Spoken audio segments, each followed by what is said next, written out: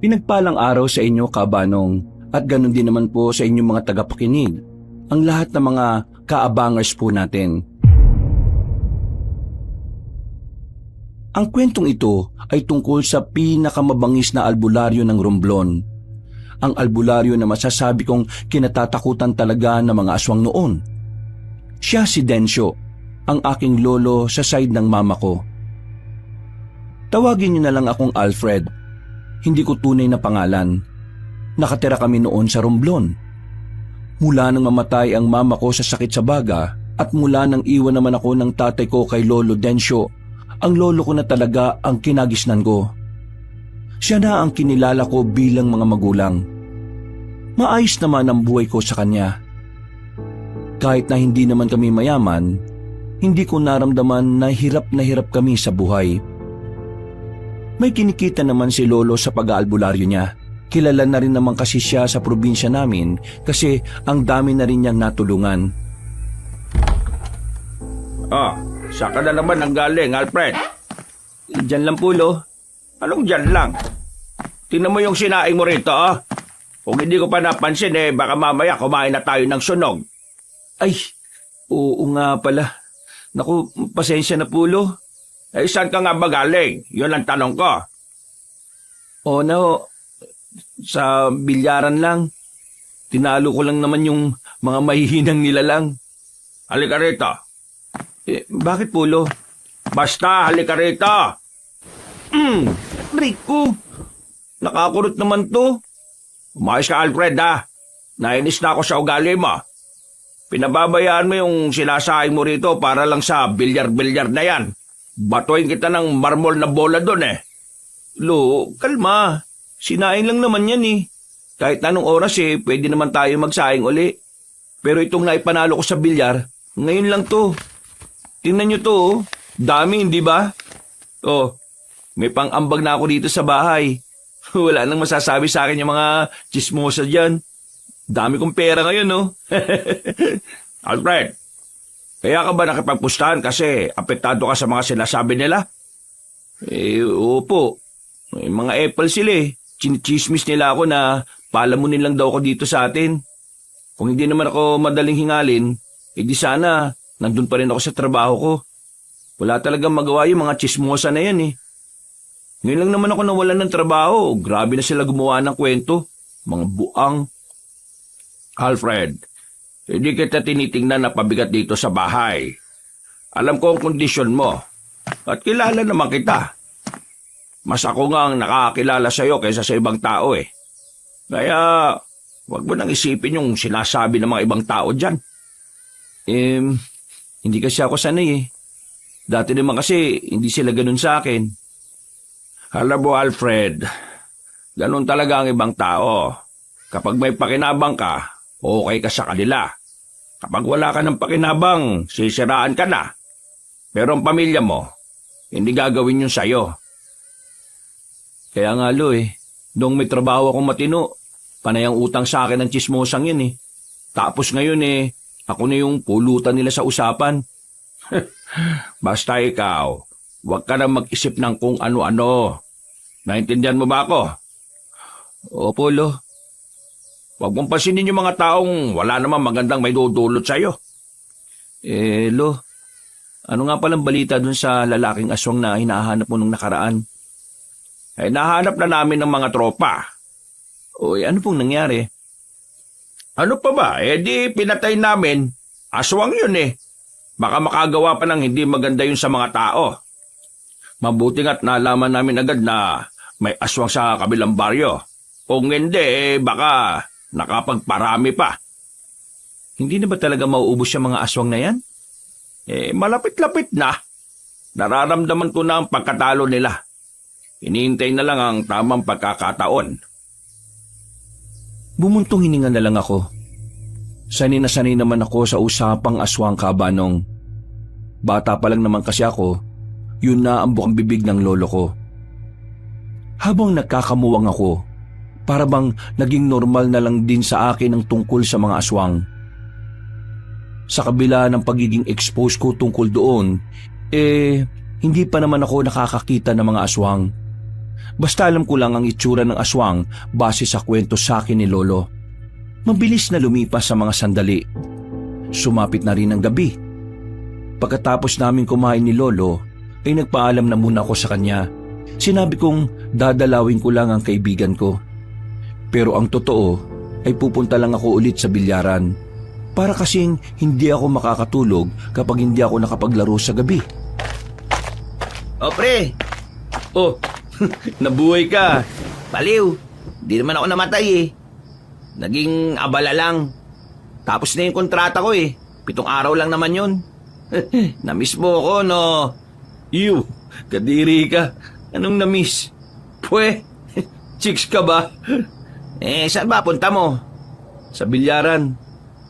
Peperahan ko lang yung mga maihinang nila lang dun. Sama ka na lang sa akin, pre. Saan mo naman ba ako dadalin? Sa chill-chill na lugar. May pera ka ba dyan? Magre-relax lang naman tayo dun eh. O sige, libre ko. Marami akong pera ngayon. Hindi ako pwede. Papapagalitan ako ni Lolo. Kapag ganitong gabi na, hindi na ako pwedeng lumayo-layo. Alam mo naman na hindi pa tapos yung problema sa mga aswang. Pambira. Aswang-aswang pa rin? Wala namang ganyan eh. Uy, sira ulo. Alam ko na alam mong meron. Kahit tatay mo naniniwala rin eh. Ang ibig kong sabihin, sa panahon natin ngayon, wala nang aswang. Kung noon, oo, meron. Pero ngayon, malabo na yan, pre. Nitong nakaraan nga lang eh, may napas lang na aswang sila Lolo. Lalaking aswang. Kaya ano sinasabi mong wala na ang mga aswang? Palibasa, puro pambababae yung ginagawa mo eh. Nagtatrabaho ka siguro ng ilang araw para lang may pambabae ka eh, no? Galing mo ah. Paano mo nalaman yon? Bata pa lang tayo, kilala na kita eh. Diyos ko, baka nga yung pose kapag nilagyan ng palda eh, baby ride mo rin eh. Uy, grabe ka naman sa akin. Hindi naman ako ganyan kahayok, no? O sige na, pumunta ka na kung saan ka pupunta. Magbibilyar na ako. O sige, sama na lang ako sa'yo. Boring kapag wala akong kasama eh. Alam mo, para matuwa ako sa'yo, ikaw na lang ang pumusta sa akin.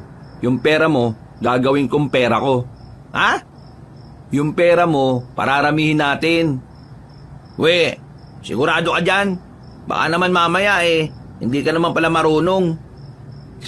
Yan ang napapala mo nang mawala ka ng 1 linggo eh. Hindi mo na alam kung gaano ako kagaling. Inakbayan ko na lamang si Francis at saka naglakad na rin kami. Sabik na akong may pakita sa kanya kung gaano ako kagaling. Pagdating namin sa bilyaran, merong kaagad akong nakalaban. Pumila-pila pa talaga sila pero hindi naman magagaling. Kaya wala pang 1 oras, pumaldo na kaagad kami ni Francis. Pero meron pang isang humabol sa akin na isang lalaki. Kinalaban niya ako. Pinagbigyan ko naman kasi unang tingin ko sa kanya para siyang hindi marunong. Parang batang nagmamarunong lang. Pero nagulat kaming lahat nang ipakita niya ang galing niya.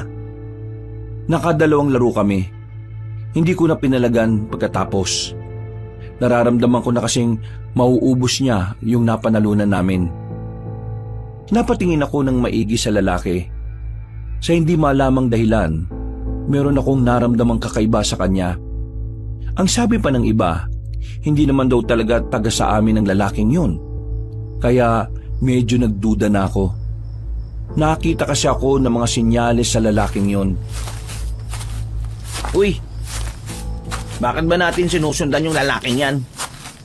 Iba yung pakiramdam ko sa kanya eh. Pambira ka naman. Hindi mo lang matanggap na merong nakatapat sa'yo. Buang, wala akong pakialam kung natalo ko. Eh ano ba kasing problema mo sa lalaking yan?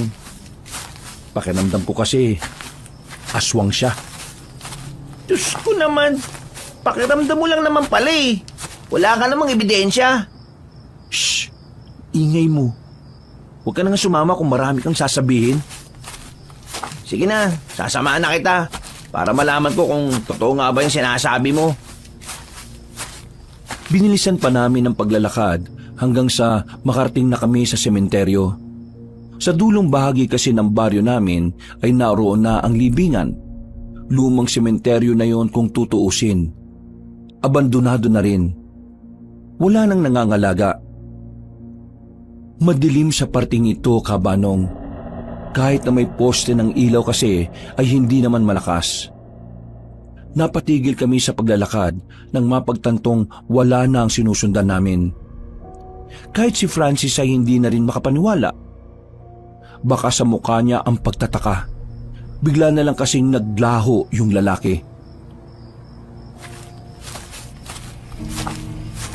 O di ba tiningnan mo na? Nawala di ba? O, paano ipapaliwanag yun ngayon? Ha? Kailangan ko magpaliwanag? Ewan ko sa'yo. Lutang ka talaga lagi kausap. Mabuti pa, tulungan mo na lang akong hanapin yung lalaki. Kung aswang nga yung lalaki, ano naman ang gagawin natin? Ayan na natin. Baka mamaya mapahamak pa tayo eh. Sinabi ko naman kasi sa'yo na umuwi ka na para hindi ka madamay. Sama ka ng sama eh. Ngayon pa talaga ako pauuwiin.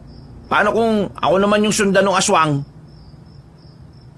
Maya-maya, may narinig silang mga kaluskos. Tol, ano yun? Sa likod ka lang.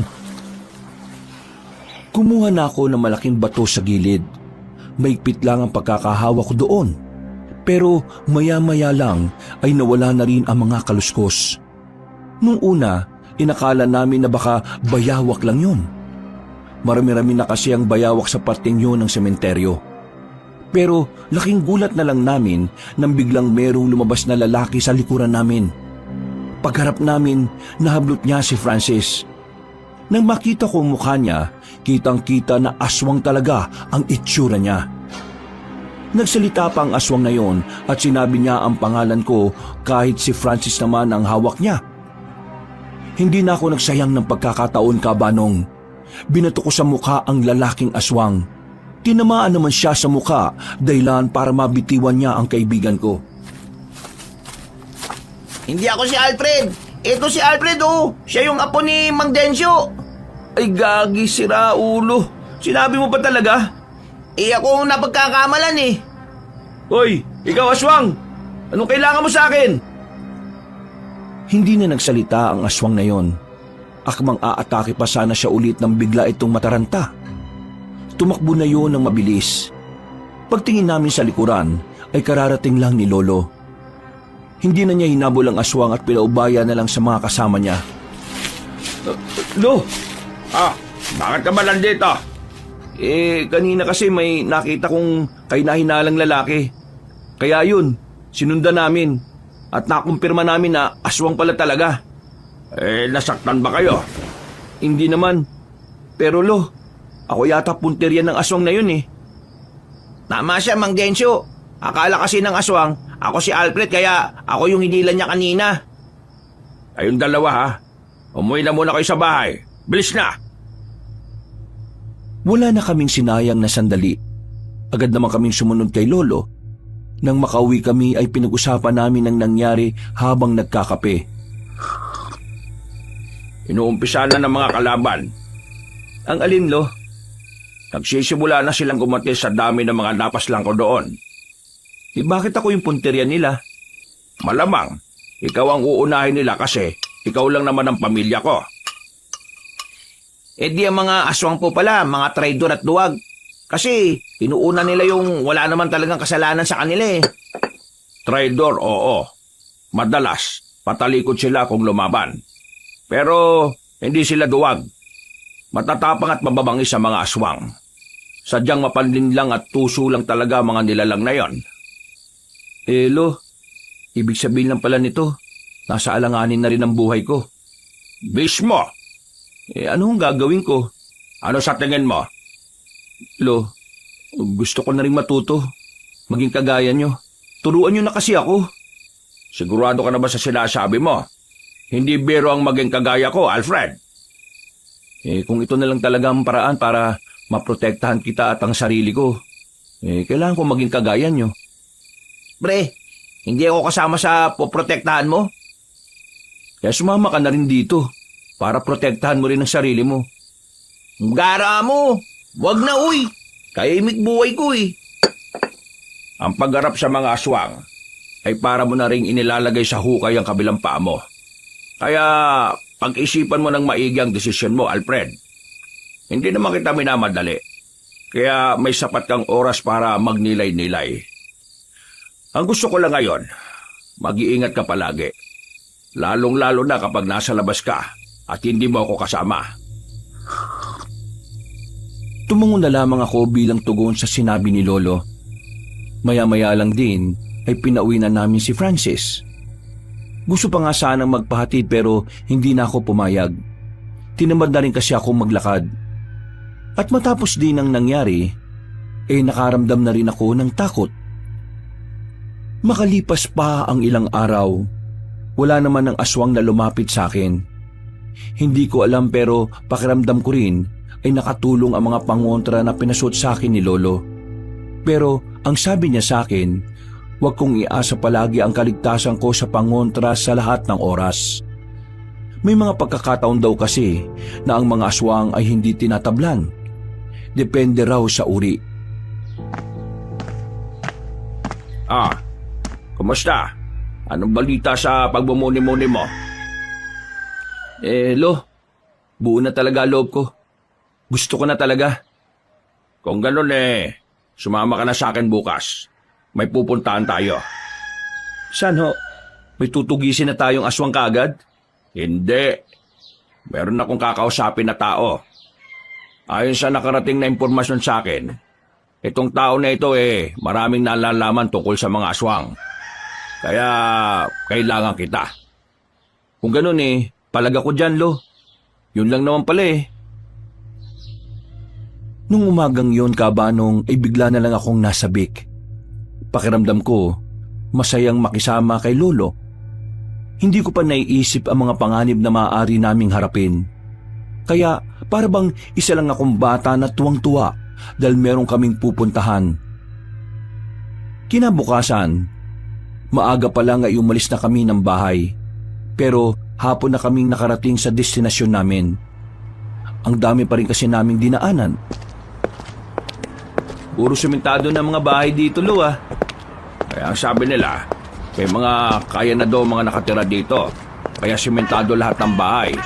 Yun ang sabi nila. Yung pupuntahan po ba natin, kilala nyo? Hindi ko kilala. Pero nababanggit na sa akin ng mga tropa. Sila kasi yung una kong pinapunta. Pero dahil hindi sila nagtagumpay na makakuha ng impormasyon, kinailangan ko ng kumilos. Mahalaga ang kahit na anong impormasyon tungkol sa mga aswang. Kaya hindi tayo dapat nagsasayang ng oras. Naglakad na rin kami papasok ng baryo. Napapatingin pa ako sa bawat madaraanan namin. Mukha namang normal ang mga naroon at wala akong nakitang aswang.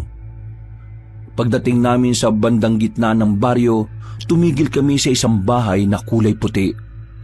Malawak ang bakuran, malinis at maraming tanim na kung ano-ano. Eto na nga yun. Sandali lang, Lo. Baka mamaya may aso dyan, makagat ka pa. Aswang nga, ilang beses na akong kinagat, ayos lang Sa aso pa ba ako matatakot? Kumamot na lamang ako ng ulo. Ginalaw na rin kasi ni Lolo o nakasabit na maliit na kampana sa bakuran. Ilang sandali lang, isang matandang babae ang lumabas ng bahay. Kahit matanda na, kita ko ang namumulang labi nito. Meron ding makeup sa muka na parabang nasubsob sa arena sa sobrang puti. Napatingin agad sa akin ang matandang babae na parabang matagal na niya akong kilala. Romana? Ikaw ba si Romana? Oo, ako nga. Bakit? Sino ba kayo? Ako si Mang Densyo, isang albularyo mula sa baryo ng Magdangal. Narito ako para pag-usapan yung tungkol sa mga nalalaman mo sa mga aswang. Sa halip na kay Lolo ang tingin nito, Kabanong, dumako ang tingin niya sa akin. Nakakaramdam ako ng pagkailang noon sa kung papaano niya pasadahan ng buong katawang ko. Kinalabit ko na nga si Lolo. Tila naramdaman din niya ang nararamdaman ko. Pwede ba kitang makausap tungkol sa bagay na yon? Kailangan ko mga hawak mong impormasyon. Dahil ngayon unti-unti na silang nagpaparamdam. Hindi ako nagbibigay ng impormasyon ng libre. Kung gano'n magkano bang kailangan mo? Hindi ko kailangan ng pera. ang kailangan ko. Halik. Naubobo ako nung mga oras na yon, Kabanong, nang marinig ko ang sinabi ni Aling Romana. Natawa pa ako kasi akala ko si Lolo ang gusto niyang halikan. Natatawa na lang din si Lolo noon. Hindi kasi talaga namin inaasahan ang sasabihin ng matandang babae. Pasensya ka na. Pero ang labi kong ito ay pagmamayari na ng asawa ko. At kahit wala na siya sa mundo, hindi ko ito ibibigay sa iba. Sino ba kasing nagsabi na ikaw ang gusto kong halikan? Nagtindigan ng balahibo ko noon, Kabanong. Nagtago agad ako sa likod ni Lolo. Kinikilabutan ako sa mga sinasabi niya. Nakangiti pa siya sa akin na malagkit. Pero sa halip na maakit ako, nandidiri ako sa kanya. Isang halik, isang impormasyon na katumbas. Ay, halik saan ba? Sa labi. Uy, ano ka swerte? Wala pa nga akong first kiss tapos ikaw gusto mo mauna? Kung ganon, mas masarap pala ang unang halik. Lo, ayoko. Para akong halik sa bangkay niyan eh. Eto ang sinasabi ko sa iyo, Alfred. Dapat pinag-iisipan mo ng maigi ang pagiging manunugis. Kasi kung ganitong hindi mo kayang magsakripisyo, hindi ka na dapat pumasok sa ganito. Lo naman, paano ko magsasakripisyo ng ganyan? Mas maganda pa yatang magpalapa na lang ako sa aswang kaysa lapain niya yung labi ko eh. Kaya nga kita sinama rito eh, kasi ikaw ang kailangan ko. Ibig sabihin, alam niyo na ito bago pa tayo pumunta rito? Nasabi sa akin ng mga tropa, pero hindi ko naman inakala na totoo pala. O ano, magpapahalik ka ba sa akin o wala kayong makukuhang impormasyon? Apo, isipin mo na lang na ito ang pinakamalaking sakripisyong gagawin mo para sa maraming buhay. Madali lang kasing magsalita para sa inyo eh. Tingnan nyo nga yan, Lo. Parang inaagnas na yan eh. Ano, maghihintay pa ba ako? Kapag nagbago ang isip ko, wala na kayong aasahan sa akin. Sa iba na ninyo hanapin ang impormasyon na kailangan ninyo. Apo, magdesisyon ka na. Isipin mo na lang na kapag hindi natin nalaman ang impormasyon na hawak niya baka maraming buhay ang mawala. Pambihira naman, Lo. Talagang kinokonsensya niyo ako eh. Sige na, Alfred. Sa'yo nakasalalay ang progreso ng misyon nating dalawa. Gusto mong maging ganap na manunugis kagaya ko dito? Dapat, kaya mong tiisin ang mga ganitong sitwasyon. Huminga na lang ako ng malalim. Tumingin ako sa mukha ni Aling Romana. Noong mga sandaling yon, pakiramdam ko ay hahalik ako sa kamatayan. Nakanguso pa ang labi niya kahit na hindi pa naman ako pumapayag. Naiisip ko pa lang na maglalapat ang labi namin na matandang yon para na akong nasusuka. Pero naiisip ko rin ang mga taong umaasa sa ginagawa naming misyon. Isa pa, bago pa lang ako sa larangan kaya yun ang unang pagkakataon na meron akong may aambag. Napalunok ako ng laway, Kabanong. Pumikit ako sandali at saka nagdasal. Saglit lang at dampi lang ha. Baka naman laplapin mo pa ako. Maglalapat ang labi nating dalawa ng 10 segundo. Ano? 10 segundo? Pambira naman oh. Ano, papayag ka o aayaw na ako? Naubos na ang pasensya ko. Oo na. Bisit na buhay to. 10 segundo lang ha. Apo, isipin mo na lang na humalik ka sa puwet ng kalabaw. Dahan-dahan na akong lumapit sa matandang babae, Kabanong. Parang anumang oras masusuntok ko siya dahil sa tingin niya sa akin. Pero kailangan kong tiisin yun. Kailangan kong isugal ng panandalian ng dangal ko. Hinawakan ni Aling Romana ang magkabilang pisngi ko. Naramdaman ko kaagad ang magaspang at kulubot niyang kamay. Kinilabutan ako, pero inisip ko na lang na gagawin ko yon hindi para sa sarili ko, kundi para sa mas maraming tao na umaasa sa kapayapaan. Pagpikit ko ng mga mata ko, saka dinikit ni Aling Romana ang kanyang labi sa labi ko. Nagtindigan ang balahibo ko sa buong katawan. Yung 10 segundo na yon, parang sobrang tagal. Nang matapos na ang bilang ni Lolo, Tinulak ko kagad si Aling Romana. Tuwalang ya. Kila ka ba uling nag-toothbrush? Amoy tae ang bibig mo eh. Sos, kunwari ka pa. Gusto mo rin naman. At pwede ba? Huwag ka nang maging maarte. Ngayon ka na nga lang nagkaroon ng unang halik eh, nag-iinarte ka pa. Pasalamat ka nga, may humalik sa'yo. Ano? Pasalamat? Ako magpapasalamat? Kung kasing ganda ka ni Maui Taylor, baka magpasalamat pa ako. Eh mukha kang ang uugod-ugod na parang pet na kulubot eh. O sige na, tama na yan. Kailangan na namin ng impormasyon na hawak mo. Sige, sumunod kayo sa akin. Kakaiba ang araw na ito. Ang sarap! Makilang ulit akong dumura-dura noong mga sandaling yon, Kabanong. Parang kahit dumura ako ng dumura ay nalalasahan ko pa rin ang labi niya. Pagpasok namin sa bahay niya, ay pinaghandaan niya kami ng mainit na tsaa. Hindi ako uminom kasi baka may pampatulog siyang inilagay doon. Anong nalalaman mo tungkol sa mga aswang? Ang pinuno ng mga aswang ay si Sicario. Sicario? Saan mo naman nalaman ito? Lahat ng sasabihin ko sa inyo ay galing lang din sa mga informant ko. Informant?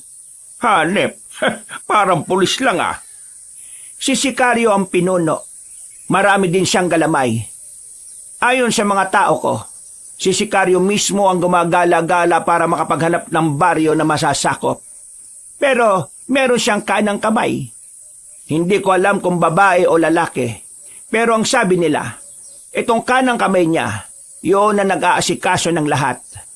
Kasama na roon ang paghahanap sa iyo, Densyo. Ibig sabihin uunahin pa na talaga nila ako?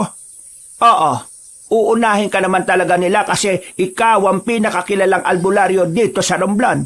Wala ba talaga kayong ideya kung sino o ano man lang yung itsura ng kanang kamay? Kung meron lang di kanina ko pa sinabi. Ano pa yung mga nalalaman mo? Alam ko rin kung saan ang isa nilang kampo. Kampo ng mga aswang? Oo, pero itong natuklasan ng mga tao ko, hindi pa yon ang pinagkukutaan nila. Marami silang lugar, pero yun lang ang nag-iisang nalaman namin. Sabihin mo, saan matatagpuan yung lugar na yon? Ibibigay ko sa iyo mamaya ang address kung saan makikita ang lugar. Pero may kailangan ka pang malaman, Densyo. Kailangang malaman? Ano yon? Kaya kanila gustong patayin ay dahil gusto nilang malaman kung nasaan ang itim na itlog. Itim na itlog? May ganun ba? Ang itim na itlog ay ang galing sa isang itim na sigbin. Ang itim na sigbin ay bibihira lang at pinaniniwala ang itlog ng itim na sigbin ay nakakapagbigay ng kakaibang lakas sa kung sino man ang kakain ng itim na itlog. Hindi lang pampalakas ng katawan nila ang itim na itlog. Sinasabi mo bang kulang pa ang kaalaman ko tungkol sa bagay na yon?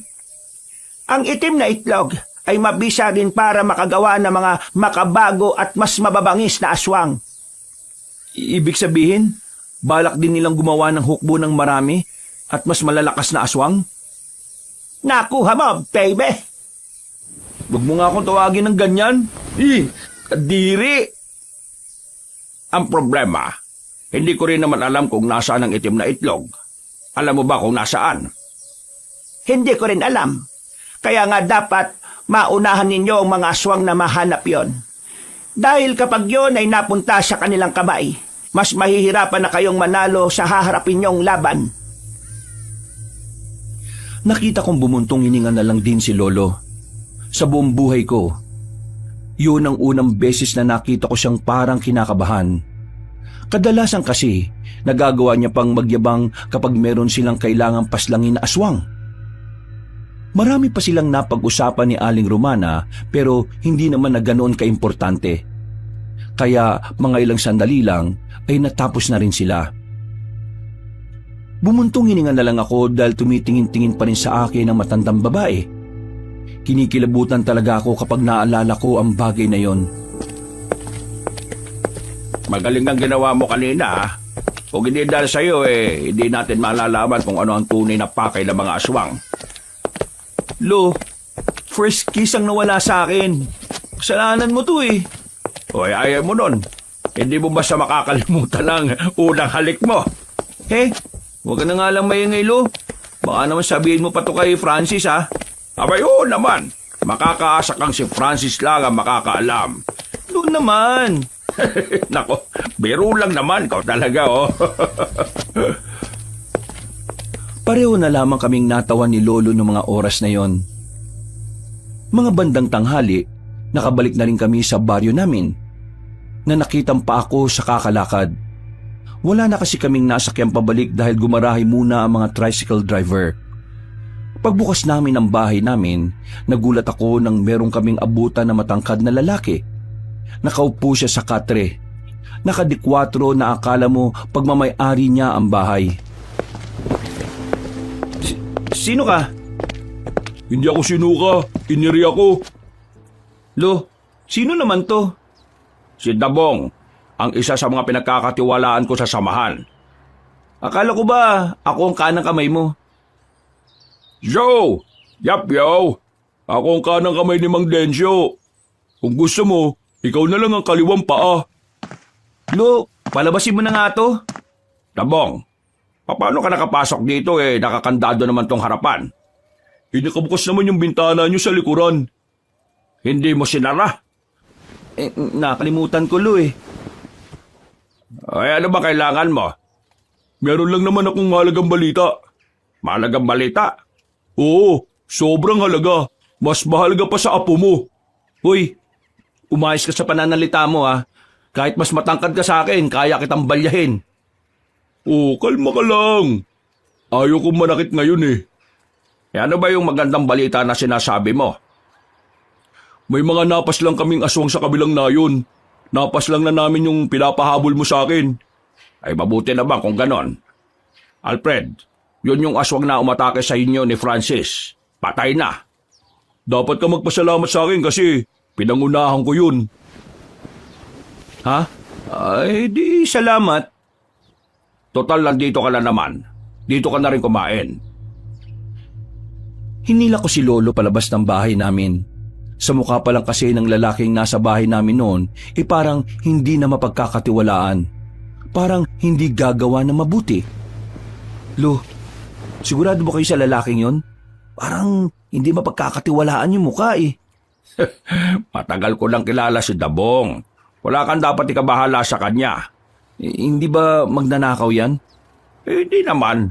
Matino naman siyang tao. Pero buraot nga lang. Buraot? Oo, buraot. Madalas mangingin ng kung ano-ano kahit na meron naman siyang pera. Oh, tara na. Maganda na tayo ng makakain. Napailing na lang ako nung sandaling yon, Kabanong. Kahit na hindi ako komportable na merong ibang tao sa bahay, kailangan kong tiisin yon dahil bisita yon ni Lolo. Pero hindi ko maiwasang hindi mainggit. Parang mas pinagkakatiwalaan pa kasi siya ni Lolo kaysa sa akin. Kaya mula nung araw na yon, tinaga ko sa isipan ko na magiging magaling din ako kagaya nila. Isang linggo ang nakalipas, wala akong ibang ginawa kundi ang magsanay at mag-aral tungkol sa mga ginagawa ng isang manunugis. Nabibigla na nga lang din si Lolo na marami na rin akong nalalaman. Aalis kayo mamaya ni Dabong ha? Sasama ka sa kanya. Ho? Bakit naman ako sasama sa kanya? Kailangan mo siyang samahan kasi mabibigat ang kukunin ninyo. Kaya niya na yun. Mga itak ang kukunin niya.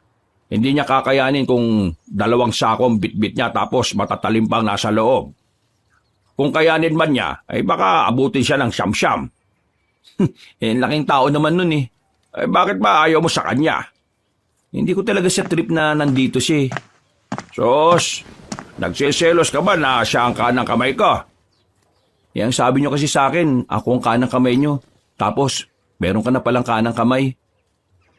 Mas maalam si Dabong kaysa sayo dahil noon pa man manunugis na siya. At ang mga taong maraming kalaman ang mas nagiging epektibo.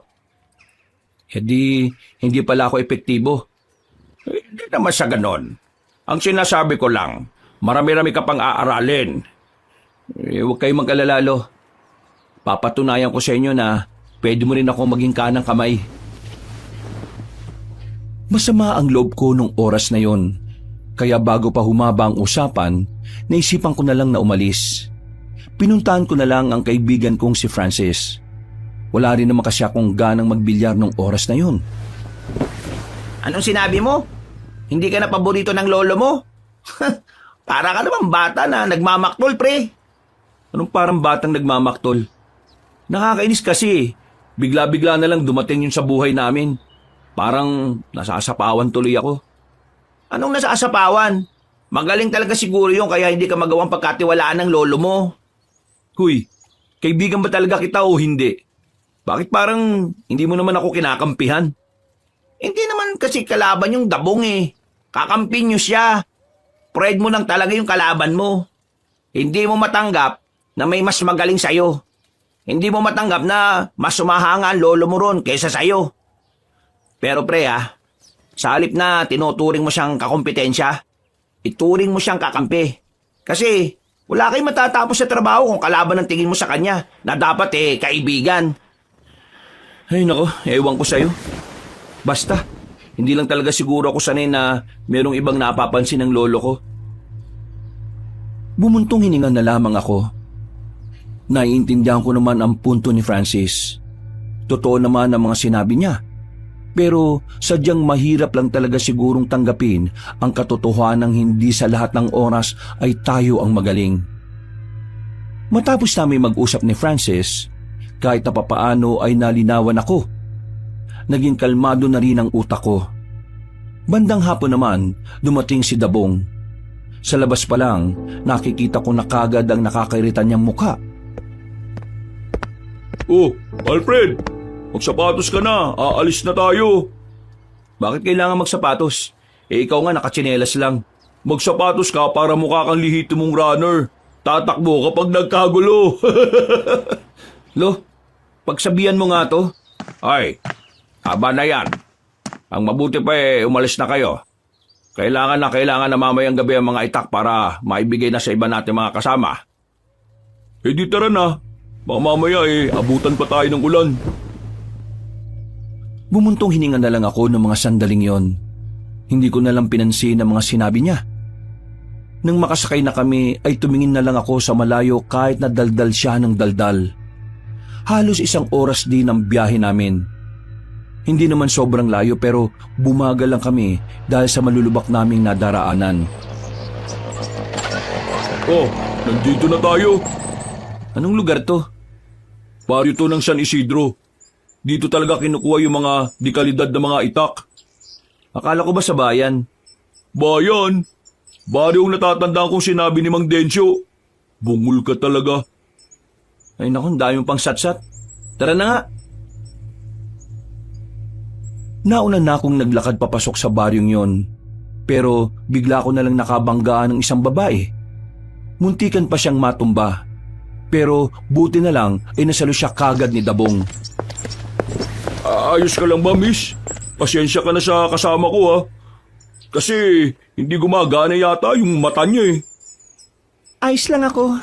Kasalanan ko rin naman kasi hindi ako tumitingin sa dinaraanan ko. Buti na lang alam mo. Pasensya na talaga Hindi mo kailangang humingi ng pasensya, miss. Kasalanan yun ng kasama ko dahil siya ang... Hoy, huwag kang pasikat. Nakakita ka lang ng babae, nagiging makata ka na. Makata naman talaga ako, Makata ang puso ko sa mga kababaihan na kagaya niya. Kung ikaw, hindi ko kagaya, marahil ay isa kang taksil na... Huwag na kayo mag-away. Magkapatid kayo. Dapat magmahalan kayo. Ha? Sa mukha niyang yan, iisipin mo magkapatid kami? Ikaw yata bulag, miss Hindi ba kayo magkapatid? Malabong magkaroon ako ng kapatid na mahina, no? Kung kanina ka pa umalis, miss, di sana tapos na usapan. Huwag mo siyang intindihin, Binibini. Ako ang tingnan mo. Nais kong malaman ang iyong pangalan. Ano ang pangalan ng isang kagaya mo? Rizal? Rizal ang pangalan ko. Dabong naman ang aking pangalan. Isang pangalan na nagmula sa pinakamabangis na mandirigma ng Norte. Bida-bida, mayabang, papansin. O sige na, aalis na ako. Pasensya na ulit kung hindi ako nakatingin Kasalanan ko. Teka, sandali. Bakit? Maaari mo bang ituro sa amin kung saan ang bahay ni Mang Tokek? Hindi ko siya kilala eh. Bago lang din kasi ako dito sa baryong to. Ah, ganun ba, Binibini? Walang problema. Ako na ang bahala. Ngumiti na sa amin ang malapad ng babae. Aminado kong maganda talaga siya. Maputi, makinis ang balat. Parang hindi man lang tinatabla ng tigyawat ang muka. Nang maglakad na yun papalayo, napansin naman namin ang magandang hubog ng katawan nun. Parang asong naglalaway naman si Dabong habang pinagmamasdan ng babae na papalayo. Hindi pa siya matatauhan kung hindi ko tatapikin ng malakas sa balikat. Uy, kung makatapik ka naman sa balikat ko, parang close tayong dalawa. Para ka kasing asong baliw dyan eh. Nauna na ako naglakad at hindi ko na siya hinintay pa. Sumunod din naman siya kaagad. Mga ilang sandali lang, nakita na rin namin ang bahay na matandang si Tokek. Paglapit namin doon, ay tumingin pa siya sa amin ng seryoso. Pinasadahan niya kami mula ulo hanggang paa. Pinadala kami rito ni Mang Densyo para kunin yung mga itak na binili ng samahan namin. Tumingin na masama sa amin na matanda. Pero sinenyasan niya lang kami na sumunod. Dinala niya kami sa maliit na warehouse. Nakalatag na sa mahabang lamesa ang mga bagong gawang itak. Meron pang mga disenyo sa hawakan. Palima kong namangha sa mga nakikita ko. Yung kasi ang unang beses na nakakita ko ng ganong karaming itak. Yan lahat ang gagamitin ng mga kasama natin sa pakikipaglaban. Bakit kailangan bumili? Wala na ba yung mga lumang itak? Taon-taon kailangan palitan ng mga lumang itak. Kasi mga bago, idinadaan pa sila sa mga ritual para mas maging epektibong panlaban sa mga masasamang nilalang.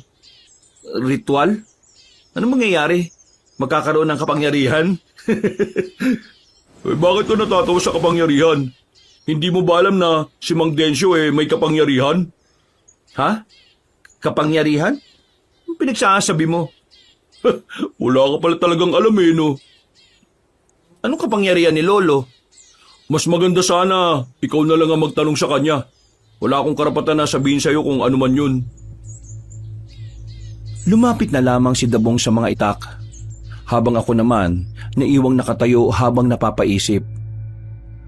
Nung oras na yon, pakiramdam ko naman ay nagsasabi ng totoo si Dabong tungkol sa kapangyarihan ni Lolo. Unang beses ko lang kasing nakita ang mukha niya na seryoso. Parang yun din ang unang pagkakataon na may nasabi siyang matino. Matapos naming usisain ang mga itak, ay agad na rin naming binalot isa-isa ng tela. Inilagay namin sa mga sako. Nang magkaabutan na ng kabuuang bayad ay umalis na rin kami. Habang nasa biyahe, tahimik lang si Dabong. Nang makabalik naman na kami sa baryo, sa bahay namin mismo ibinagsak ang mga bagong itak. Wala si Lolo nung oras na yon, kaya kami na lang muna ang nagsalansan. Pagsapit ng gabi, dumating ang mga manunugis mula sa iba't ibang baryo. Dito na nagsimulang ipamigay ni Lolo ang mga itak. Habang ako, hindi ko alam kung bakit wala akong natanggap noon. Sige na mga kasama, makakauwi na kayo. Ipapatawag ko na lang kayo kapag may mga dapat pa tayong pag-usapan. Naglakad na rin paalis ang ibang manunugis. Gabi na sila natapos sa pag-uusap, habang ako nagmumukmuk lang sa loob ng bahay. Hindi ko kasi matanggap na wala akong natanggap na sandata. Halos lahat meron, pero ako, hindi man lang ako naalala ni Lolo. Nasa loob lang ako, nagbabasa ng kung ano-ano nang pumasok na si Lolo.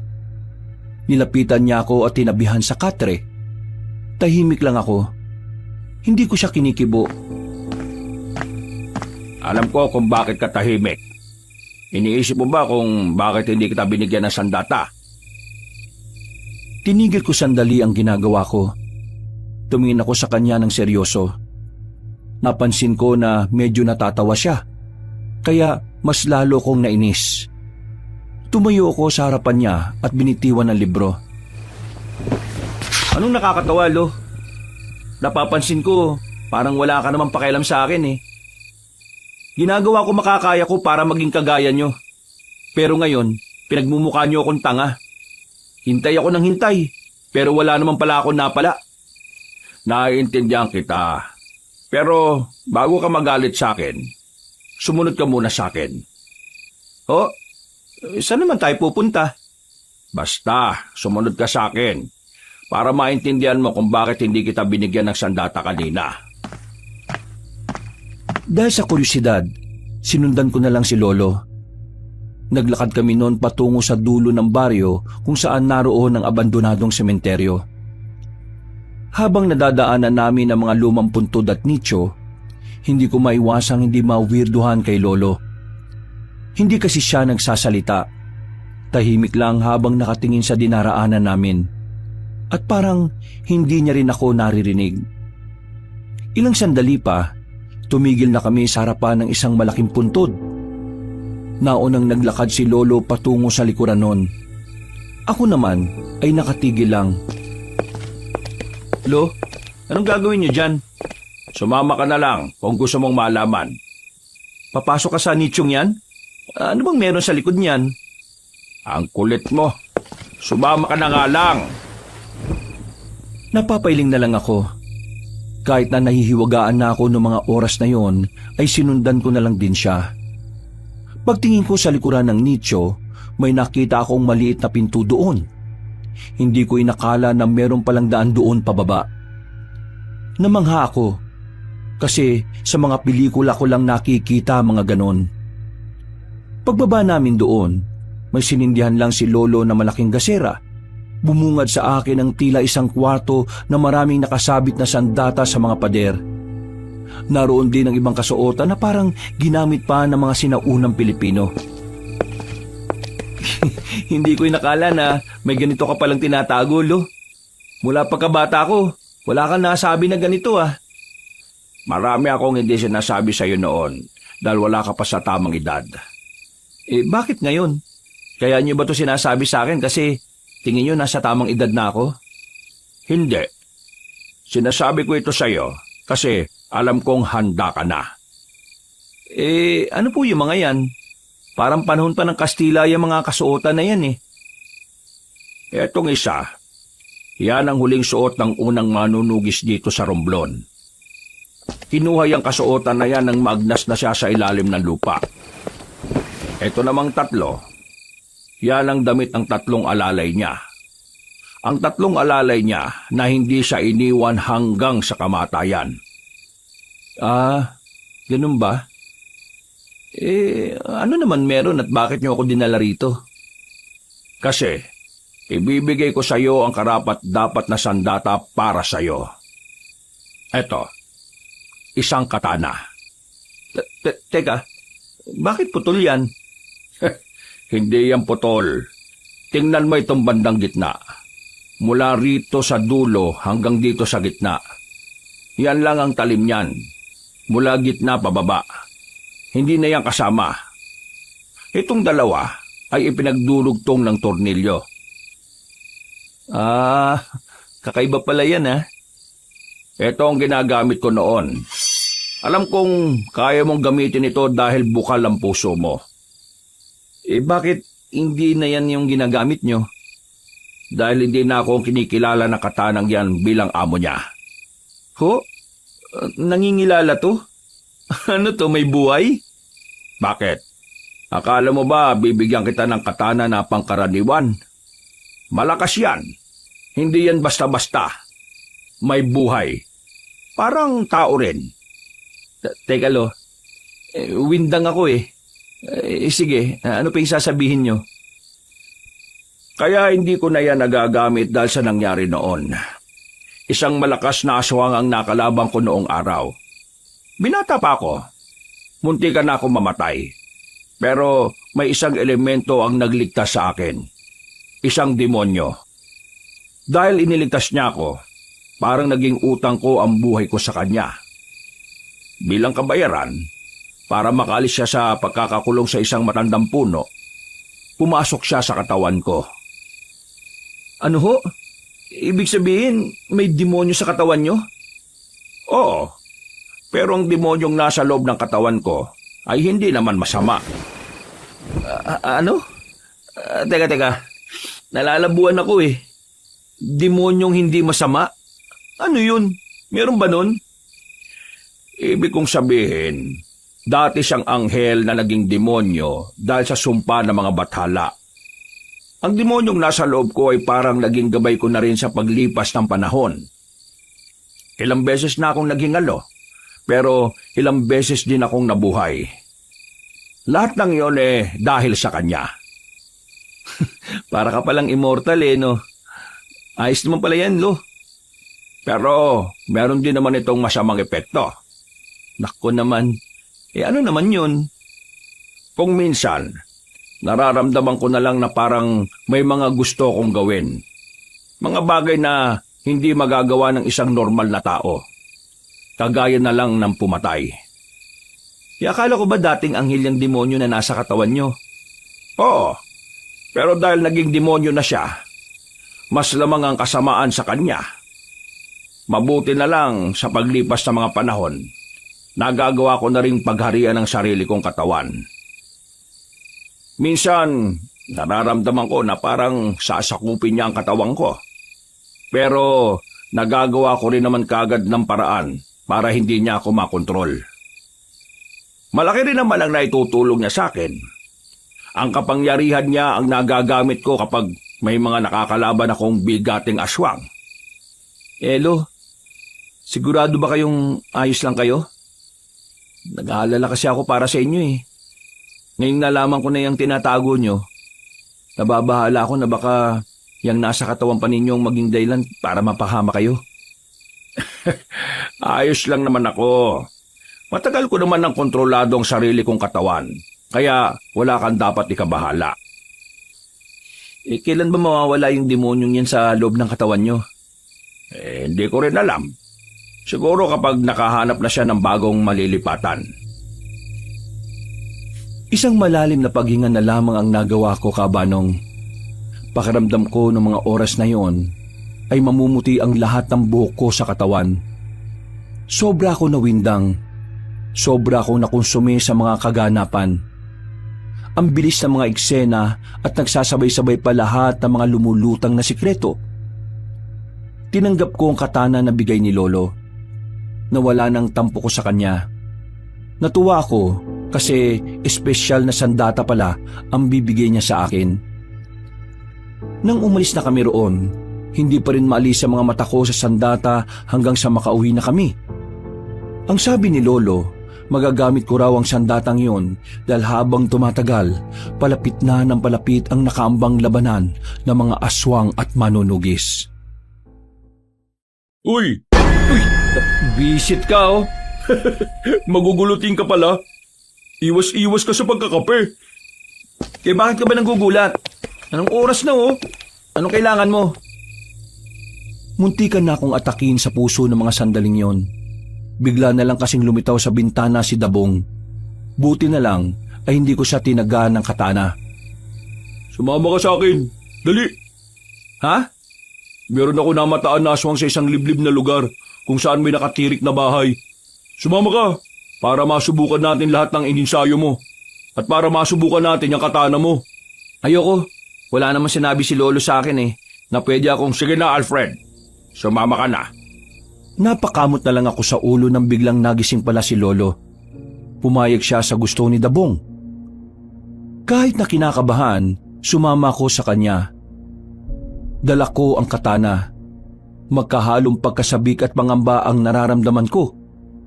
Kahit kasi nag-iinsayo at nag-aral na ako ng ilang araw, hindi ko rin pwedeng ikaila na iba rin talaga kapag marami ng karanasan.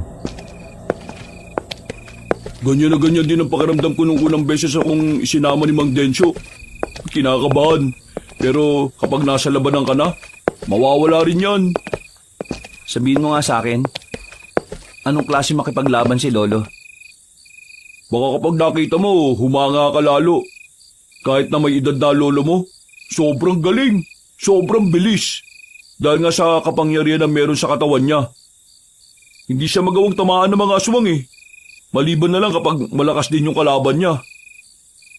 Gusto ko rin maging kagaya ni Lolo. Bukod sa gusto mong maging kagaya niya, may mas malalim ka bang dahilan? Kaya mo ginustong maging manunugis?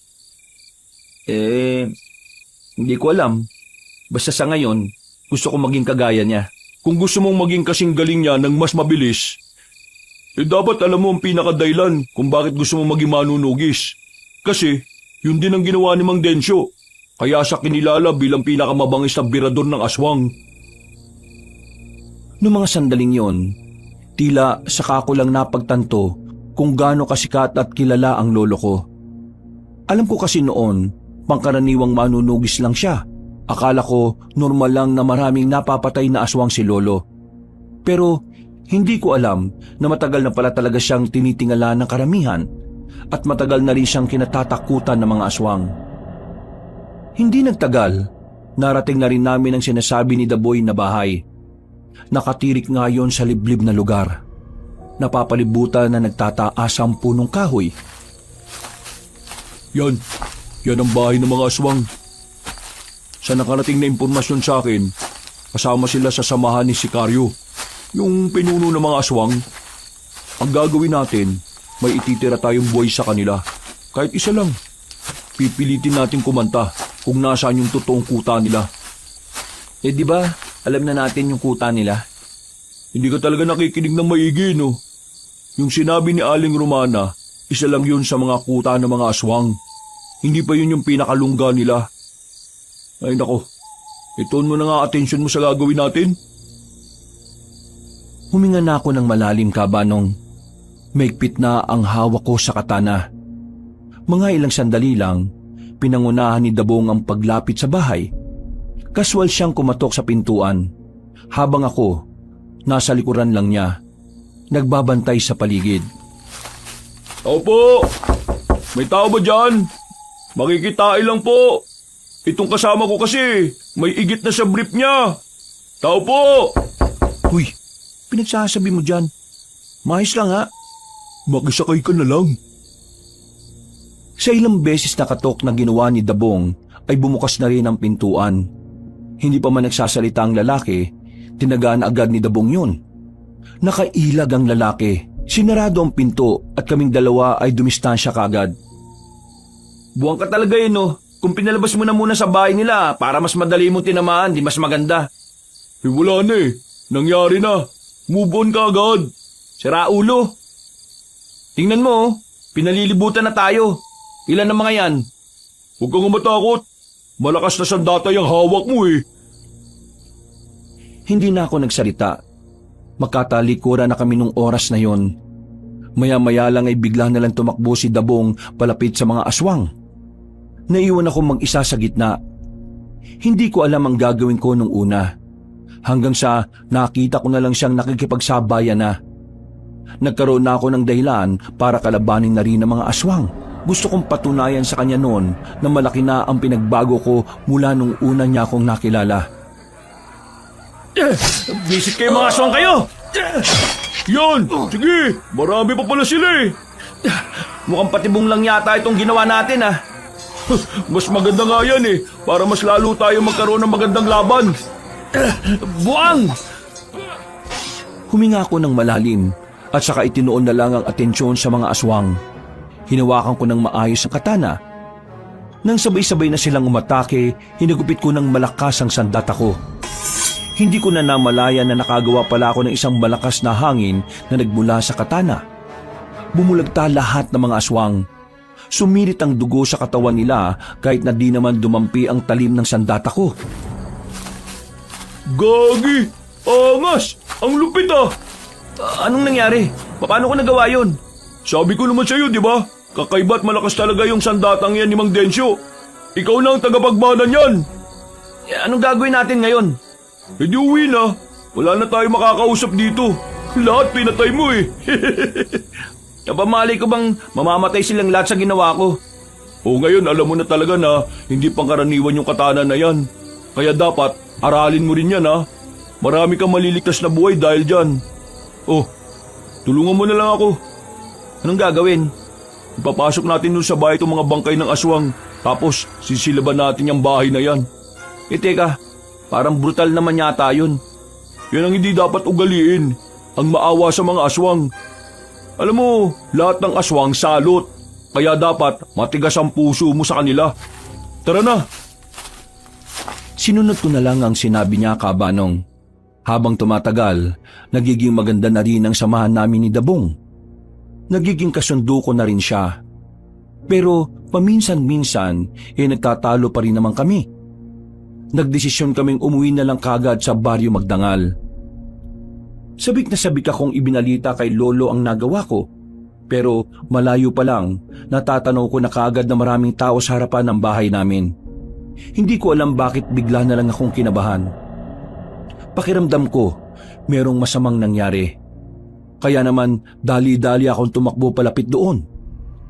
Dinatnan ko ang katawang nakahandusay sa bakuran namin. Mga 6 sila.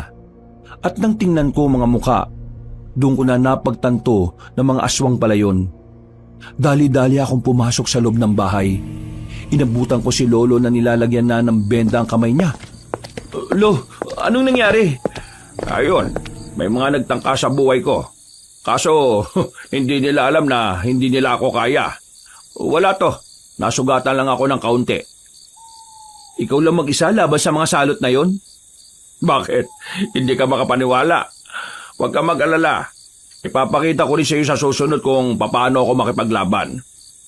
Mang Densyo, sino maglilinis sa mga kalat mo sa labas? Tinawag ko na yung mga tropa. Hahakutin nila yung mga katawan sa labas at sa gubat na lang nila susunugin. Eh kayo, kumusta naman pala yung lakad niyo? Wala kaming napakanta eh. Pinatay ni Alfred lahat eh. Isang ganun niya lang oh. Wung! Patay! Hindi ko rin inaasahan na magagawa ko yun. Nagulat din ako, Lo. Eh kung ganon, magaling ang ginawa mo. Ikaw talaga ang karapat-dapat na gumamit niyan. Ano na mangyayari? Ano nang susunod nating gagawin? Maganda na kayo. Dahil bukas na bukas din, lalarga na tayo para puntahan ang isa sa mga kuta ng mga aswang. Mga ilang sandali lang, dumating na rin ang mga kukuha ng bangkay ng mga aswang. Nakapagpahinga na rin kami ng mga oras na yon. Habang nakasandal ako sa dingding, napatingin na lang ako sa tako sa gilid. Ang tako na palagi kong ginagamit sa bilyar. Mula kasi na maging manunugis na ako, hindi na ako nakakapaglaro. Para kasing wala na akong ibang iniisip kundi ang mga aswang. Kinabukasan ng umaga, inutusan ako ni Lolo na mamili ng mga prutas na pwedeng ibaon sa paglusob namin. Habang nasa palengke ako, hindi ko inaasahan ang babaeng nakita namin sa isang baryo. Si Rosal. Hindi ko alam kung ano ang ginagawa niya sa baryo namin. Basta nakita ko na lang na meron siyang daladala na kung ano. Hindi ko na sana papansinin pero bigla niya akong hinarang. Uy, di ba ikaw yung kasama ni Dabong? Ano naman? Dito ka pa nakatira? Oo, bakit? Dito rin ako nakatira eh. Akala ko doon ka nakatira sa baryo kung saan ka namin nakita. Lumipat na kasi ako dito. Saan ka pala pupunta? Wala ka na ron. Ang sungit mo naman. Huwag mo kong kausapin, hindi kita kilala. Hindi ba pwedeng maging magkaibigan tayo? Nagulat na lang ako nang bigla niya akong hawakan sa dibdib. Napatingin ako sa mga mata niya. Makahulugan ang tingin niya sa akin. Mabilis sa mga pangyayari, Kabanong. Naramdaman ko na lang na magkalapat na ang labi namin. At para bang wala na akong pakialam sa paligid. Nung oras na yon, nawala na ako sa sarili ko. Naging sunod-sunuran ako sa kanya. Hawak niya ang kamay ko habang naglalakad kami. Saka lang ako natauhan ng may maapakan akong matulis. Nasugatan ng paa ko. Pagtingin ko sa paligid, nasa kagubatan na kami. Agad akong lumayo sa kanya. Nagtataka, nababahala. Sinuyod ko ng tingin ng paligid. Hindi pamilyar sa akin ang buong lugar. Kinuha ko ang sanga at tinutok sa kanya. Anong ginawa mo sa akin? Sino ka? Paano mo ako dinala rito nang hindi ko namamalayan? Ha? Ikaw ang sumama at pumilit sa akin na magpunta rito. Ang sabi mo sa akin may gagawin tayong dalawa na medyo bastos. Tumigil ka! Wala akong natatanda na may sinabi akong ganyan ha. Totoo ang sinabi ko. Paano naman kita madadala rito nang hindi ka pumapayag? Hindi ko alam, pero pakiramdam ko, meron kang ginawa sa akin na kakaiba. Kakaiba? Ano sinasabi mo? Hindi kita maintindihan. Ako na nga ang pumayag sa gusto mo eh. Tapos ngayon, parang ako pa yung may balak na masama sa'yo. Baka ikaw ang may gagawin sa akin. Tigilan mo ako ah. Hindi mo ako maluloko. Kung si Dabong, oo, maluloko mo yun. Tanga yun eh. Pero ako, managinip ka ng gising. Hindi kita niloloko. Totoo naman talaga ang sinasabi ko eh. Hindi ka tao. Ha? Anong hindi tao? Mukha ba akong aso? Mas masahol ka pa sa aso. Aswang! Alfred, ayos ka lang ba? Yun mga naiisip mo, hindi na normal ah. Paano mo nalaman ang pangalan ko? Ha? Sinabi sa akin eh. Wala siyang sinasabi sa'yo. Ha? Meron no? Isa ka siguro sa mga pinadala ni Sicario para patayin ako, no? Napabaliw ka na yata. Hindi ko na pinatapos ang sasabihin niya nang hagupitin ko siya ng hawak kong sanga. Dahil matalim ang bandang dulo noon ay nasugatan ko siya sa muka. Dito ko na nakita kung papaanong nagbago ang reaksyon ng kanya muka. O di ba tama ako? Hindi ka tao? Isa kang aswang? Ginagawa ko lahat para walang masaktan ngayon. Pero ikaw ang nagtulak sa akin na gawin ito. O bakit? Tingin mo naman matatakot ako sa'yo? Oo, dapat ka matakot kasi wala kang dalang kahit na anong armas. Noong mga oras na yon kabanong ay saka ko lang napagtanto na ang tanging magagawa ko lang sa kanya noon ay sapakin siya sa muka. Hindi ko dala ang katana ko. Naalala ko na bibili lang pala sana ako sa palengke noon. Humigpit ang hawak ko sa sanga. Kahit na alam kong wala rin namang magagawa ang sanga na yon, hindi pa rin ako nagpakita ng kawalan ng pag-asa. Eh ano naman? Kung ano man ang binabalak mo sa akin, hindi ko hayaang magawa mo yun nang ganun-ganun na lang. Sige, tingnan natin kung kakayanin mo ang gagawin ko sa'yo. Biglang nagbagong itsura ng pagmumukha niya. Nawala ng kagandahan nito. Kumulubot ang mukha nito. Dumami rin ang balahibo nitong itim sa katawan. Lumundag siya palapit sa akin. Hinampas ko siya ng sanga sa mukha. Pero naputo lang yon. Nang mahawakan ko siya sa balikat, sinuntok ko siya sa panga. Pero parang hindi siya tinablan. Kaya ang ginawa ko, dinakma ko ang dibdib niya. Malambot. Kahit ako nagulat din sa ginawa ko. Pero dahil doon, tila nawala siya sa sariling wisyo. Sinamantala ko ang pagkakataon kaya tinusok ko ang mga mata niya gamit ang daliri ko. Batid kong wala akong magiging laban sa kanya. Kaya noong mga oras na yon, mas pinili ko na lang na tumakbo.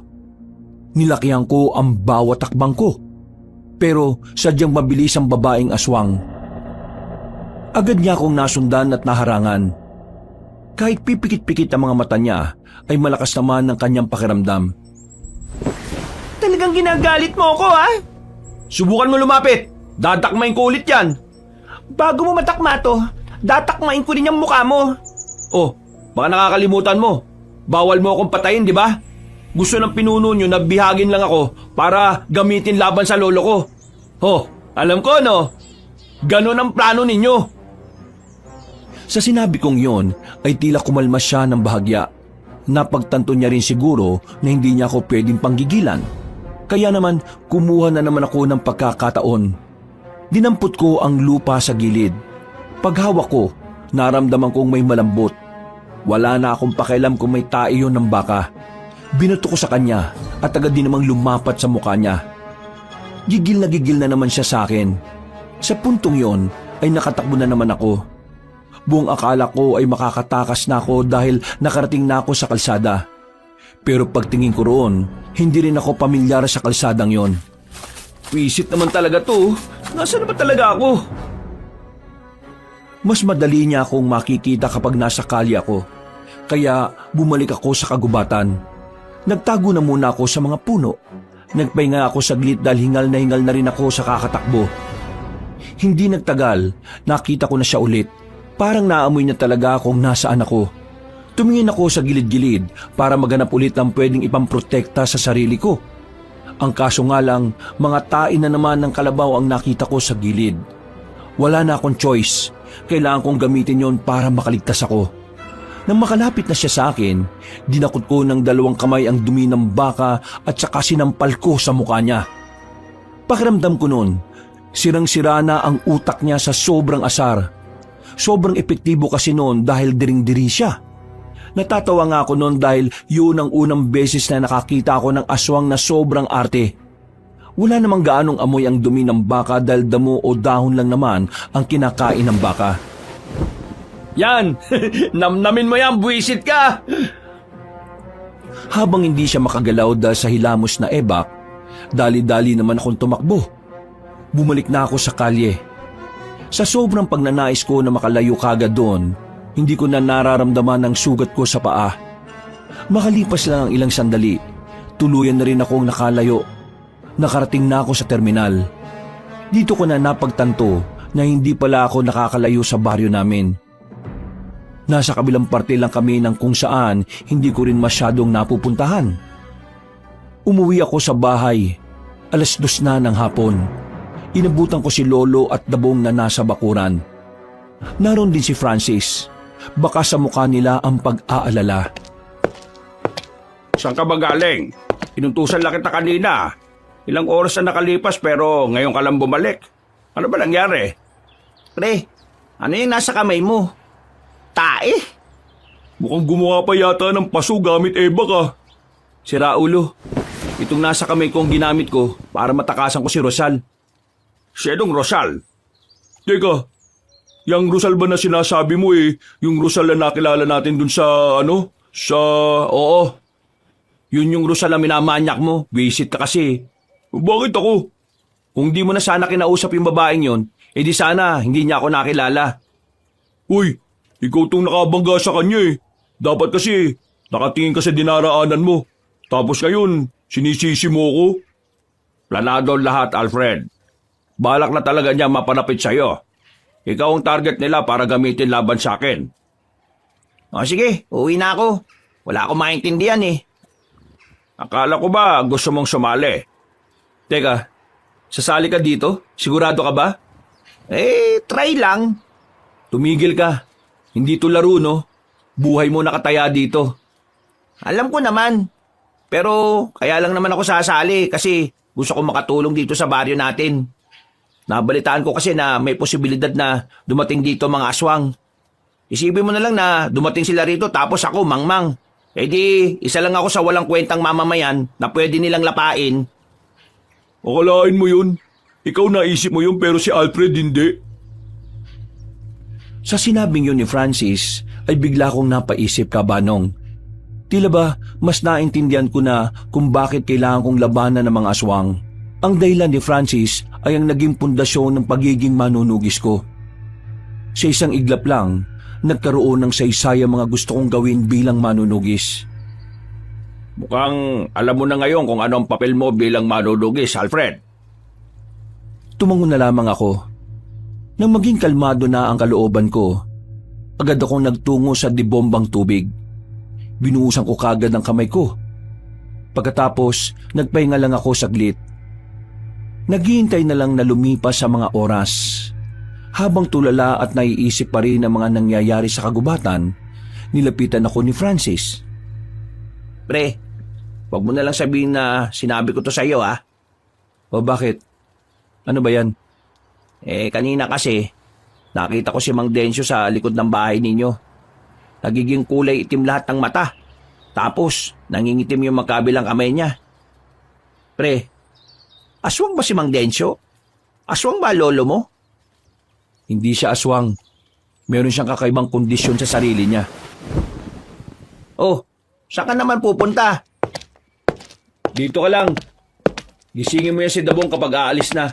Kakausapin ko lang ang lolo sa loob. Tumango na lamang si Francis. Iniwan ko sila sa bakuran.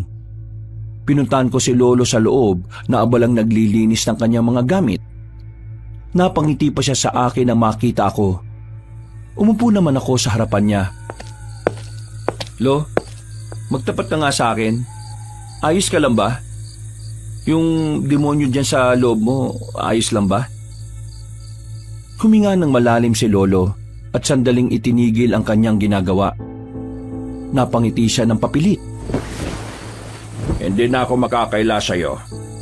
Sa totoo lang, nitong mga nakaraang araw ilang beses kong nararamdaman na parang gusto niyang ariin ang katawan ko. Kapag nangyari yon, Siya na ang kukontrol sa akin. Lahat ng gusto niya, pwede na niyang gawin. Tingin ko kaya nangyayari to dahil tumatanda na rin ako. Humihina na ang katawan ko para pigilan ang paglabas niya. Wala ba talagang ibang paraan para makaalis siya sa katawan mo? Ang taging paraan lang para iwan niya ako, kailangan niyang makakita ng mas malakas na katawan. Ibig sabihin, kaya nandito pa rin siya sa akin dahil ako lang ang malakas na pwedeng makatagal sa kanya. Ano po ba mangyayari niyan kapag napagharian niya ang katawan niyo? Ang mangyayari, mahirapan tayong talunin ng mga aswang. Kahit hindi pa nila nakikita ang itim na itlog, mas makakalamang sila sa atin.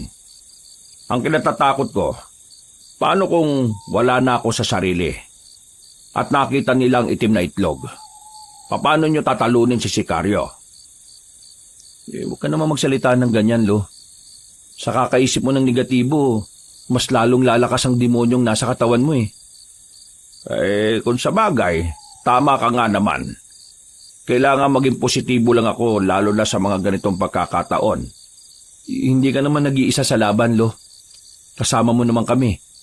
Si Francis nga na walang insa-insayo, sasama mamaya Pag namatay yun, bahala kayo sa burol nun Grabe ka naman sa kaibigan mo.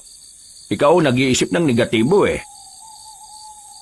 Paano? Matatakotin yung taong yun. Antok nga, hirap na hirap siyang labanan Yung mga aswang pa kaya. Nagtawanan na lang kaming dalawa ni Lolo. Makalipas ang ilang oras, tuluyan na nga sumapit ang kinagabihan. Napuno ang bakuran namin ng mga manunugis. Bago kami umalis, sandali silang kinausap ni Lolo. Mga kasama, ang ating pupuntahan ngayong gabi ay isa lamang sa lungga ng mga aswang. Kaya naman, hindi tayo maaaring maubos o mamatay kagad. Mahaba-haba pang lalakbayin ang ating pakikipaglaban. Hindi pa natin nakakaharap si Sicario. Kaya ang gusto ko lang, maging alerto. Maging focus tayo sa ginagawa natin. Seryosohin natin to. Alam niyo naman kung gaano katuso ang mga aswang. Basta ang tatandaan niyo lang, kahit na anong mangyari, ay kailangan natin maging matatag at matapang. Gagawin natin to para sa ating mga pamilya, para sa ating baryo at para sa ating kapayapaan. Nagpalakpakan ng malakas ang mga manunugis. Pre, ikaw na bahala sa akin mamaya Dapat nga huwag ka nang sumama Sasayangin mo lang ang buhay mo dito. Ikaw naman, kung makapagsalita naman to, parang mamamatay ako kagad. Sinasabi ko lang na delikado ang papasukin mo. Hindi kita mababantayan doon. Alam nga naman na ikaw lang intindihin ko. Hindi naman ako nakagalaw na maayos. Wag mo na pala akong intindihin. Ako nang bahala sa sarili ko. Kayang-kaya ko yan. Bahala ka. Oo nga, kayang-kaya niya yan. Ano ka ba? Dapat may tiwala ka sa kanya. Saka pa. Bago kami umalis ng baryo, nagsagawa pa ng padasal ang ilan sa mga kalugar namin. Alam kasi nilang lahat kung saan ang tungo namin. Nung gabi ring yun, Pre, malayo ba pupuntahan natin? ewan ko, hindi ko alam. Basta, sumunod ka na lang. Alfred, anong gagawin mo mamaya kay Rosal kapag nakita mo siya? Ngayong daladala ko na tong katana ko, ihiwain ko katawan niya sa dalawa. Ingat ka, Alfred Magaling man din lang ang mga babaeng aswang. Alam ko, natuto na ako sa ginawa niya nung una. Natigil ang aming pag-uusap nang sumenyas na si Lolo Dencio. Marahan kaming umupo lahat. Sa mga sandaling yun, naramdaman na namin ang presensya ng mga aswang. Pero nanatili kaming tahimik sa kinalalagyan namin. Nakatingin lang kami sa magiging senyas ni Lolo. Hindi nagtagal ay nakita na rin namin ang grupo ng mga aswang na may mga dalang malalaking lampara. Kitang-kita namin na may bitbit silang mga tao na wala ng malay. Tumutulo pa ang dugo habang binubuhat nila ang mga yon. Tao yun? Huwag ka maingay. Tinakpan ko ang bibig ni Francis. Napatigil ang mga aswang nang marinig nila ang kaluskos na nalikha namin. Dahil dito, walang choice si Lolo kundi ang sumenyas na ng pag-atake. Sabay-sabay kaming lumabas. Hindi ko na hinintay pang makalapit ang mga aswang. Tumakbo na ako patungo sa kanila. Gamit ang mga katana, pinag-aataw ko ng taga ang mga yon. Sinabayan din naman ako ni Dabong. Nasa 20 aswang ang mga yon, pero hindi sila tumagal ng 3 minuto sa amin. Mababang uri ng aswang lang ito. Sila mga nautusan na kumuha ng makakain. Pero huwag tayo maging kampante dahil mas marami pang aswang na makakasalubong natin sa daan. Napatingin ako kay Francis. Nakatayo lang siya sa gilid. Hindi makapagsalita. Kung maliwanag nga lang sa kinilalagyan namin, baka nakita na namin ang namumutla niyang mukha. Francis, nakita mo naman siguro ang ginawa namin kanina. Ngayong merong oras para umatras, ipapatid kita sa mga tao ko kung ayaw mo nang tumuloy. Oh, hindi. Kasama pa rin ako. Nagulat lang naman ako eh. Pero mamaya, makakasabay na ako sa inyo. Sigurado ka ba? Oo, sigurado ko. Kumanga ako ng bagya sa kaibigan ko ng mga oras na yon. Nakikita ko sa kanya kung papaano niya naisin na makatulong sa pagprotekta ng kapayapaan ng baryo. Umiiling na lang ako. Hindi ko kasi inakala na ganun siya katapang. Noong mga bata pa lang kasi kami, kagat lang ng langgam, umiiyak na siya. Muli kaming nagpatuloy sa paglalakad. Bandang 9:00 na nang may matanaw na kaming mga aswang. Nakatitig sila sa harapan ng punong akasya. Palagay namin noon, galing sila sa mahabang paglalakbay at nagpapahinga lamang sila sandali. Mag-ingat ang lahat. Hindi na mababang uri ang mga aswang na yan. Elo, anong uri ng mga aswang na ba yan? Mga aswang na asbo. Mga aswang na apdo? Asbo, hindi apdo. Abdo ang putik. Maginis ka nga ng tenga mo. Tabong, kayong 5. Doon. Alfred, kayong 5 sa kabila. Kami naman dito. Palilibutan natin sila. Bibiglay natin sila habang kampante sila sa paligid nila. Iwasang makagawa ng kahit na anong ingay para hindi sila mabulabog. Iatid natin sila sa impyerno habang natutulog sila. Bilang pagsang-ayon ay tumango na lang kami kay Lolo. Sinunod namin ang sinabi niya. Nang makita naming nakapwesto ng iba naming mga kasama, sabay-sabay kaming tumakbo palapit sa mga aswang na nagpapahinga. Pero bago kami makalapit, bigla silang nagising. Ang iba ay naging anyong malaking aso, habang ang iba naman ay nagbago lang ng anyo ang muka. Karamihan sa kanila gumapang paakyat ng puno, pero may ilan din naman na talagang sinalubong kami. Napasabak na kami. Kanya-kanyang laban, kanya-kanyang kaharap. Una kong hinanap si Francis. Kahit nabala ako sa pakikipaglaban, hindi ko maiwasang hindi mag-alala para sa kanya. Pero nang makita ko siya, napangiti na lang ako nang makita kong nagagawa na niyang makapalag sa aswang nakaharap niya. Hoy! Gilid! Ay gagi! Buti na lang ay narinig ko ang tinig ni Dabong. Kung hindi ay baka tinamaan na ako ng sakmal ng isang malaking itim na asong aswang.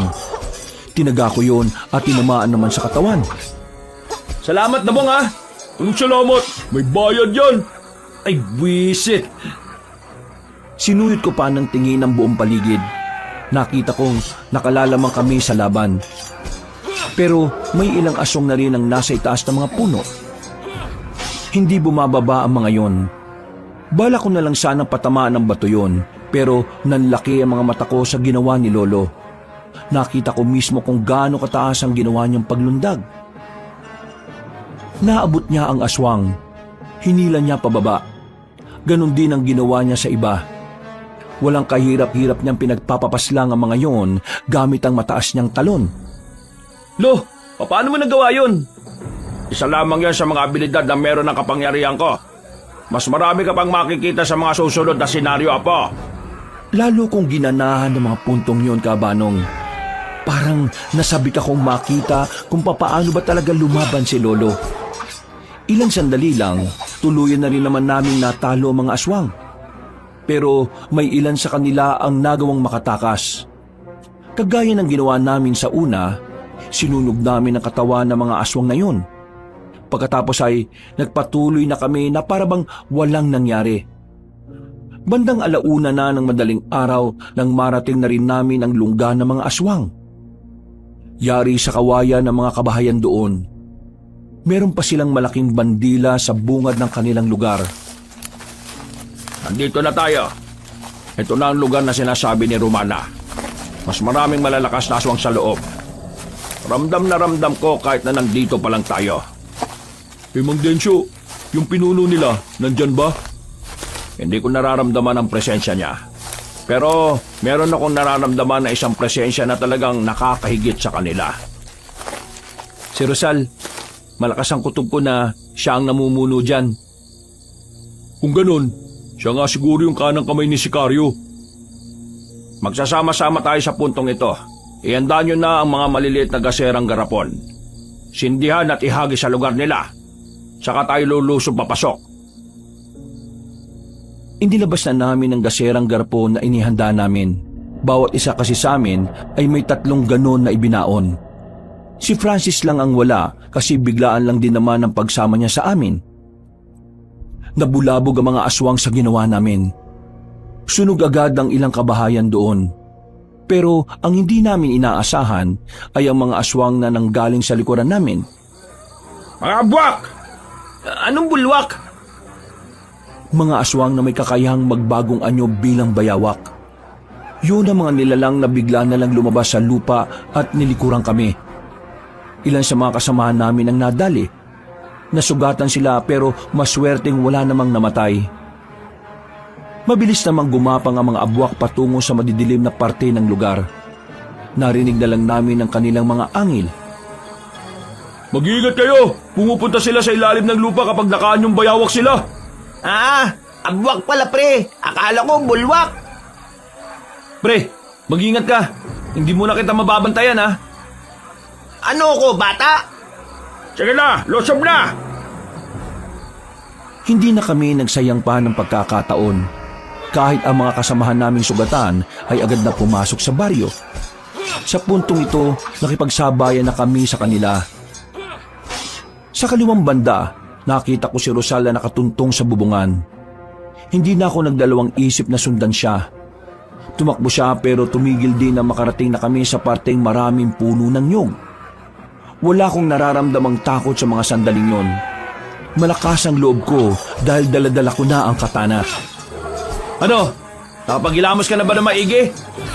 Parang amoy na amoy ko pa rin yung baho eh. Tanga ka ba? Wala namang amoy ang tayo ng baka eh. Ang tinutukoy ko ay ang baho ng hininga mo. Tama ng satsat. Pagbabayarin kita sa ginawa mo sa mukha ko.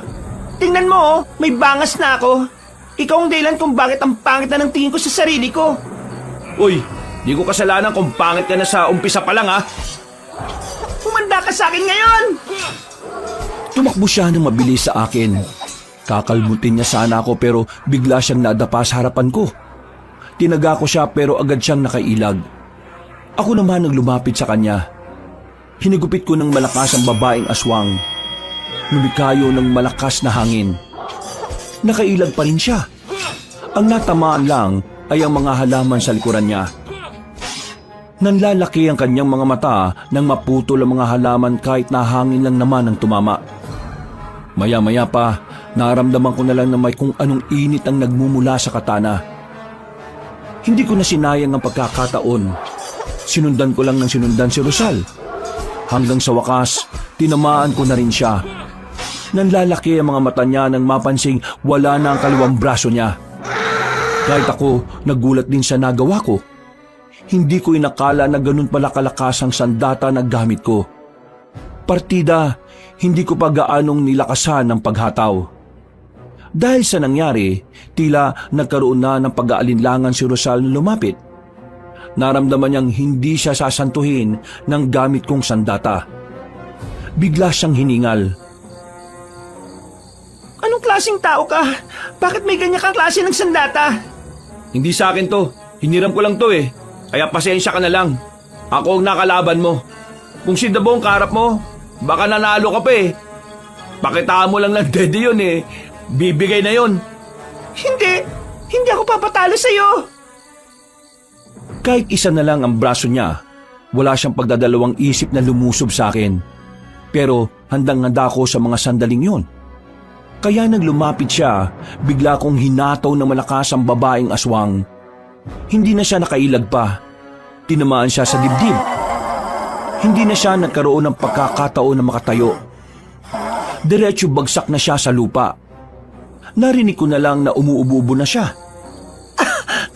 Hindi nyo kakayanin ng supremong sikaryo. Hindi niya rin kakayanin ng lolo ko. Hindi ko na siya pinagsayangan pa ng oras. Agad na rin akong bumalik sa mga kasama ko. Sa puntong yon, kitang-kitang lamang na kami sa kalaban.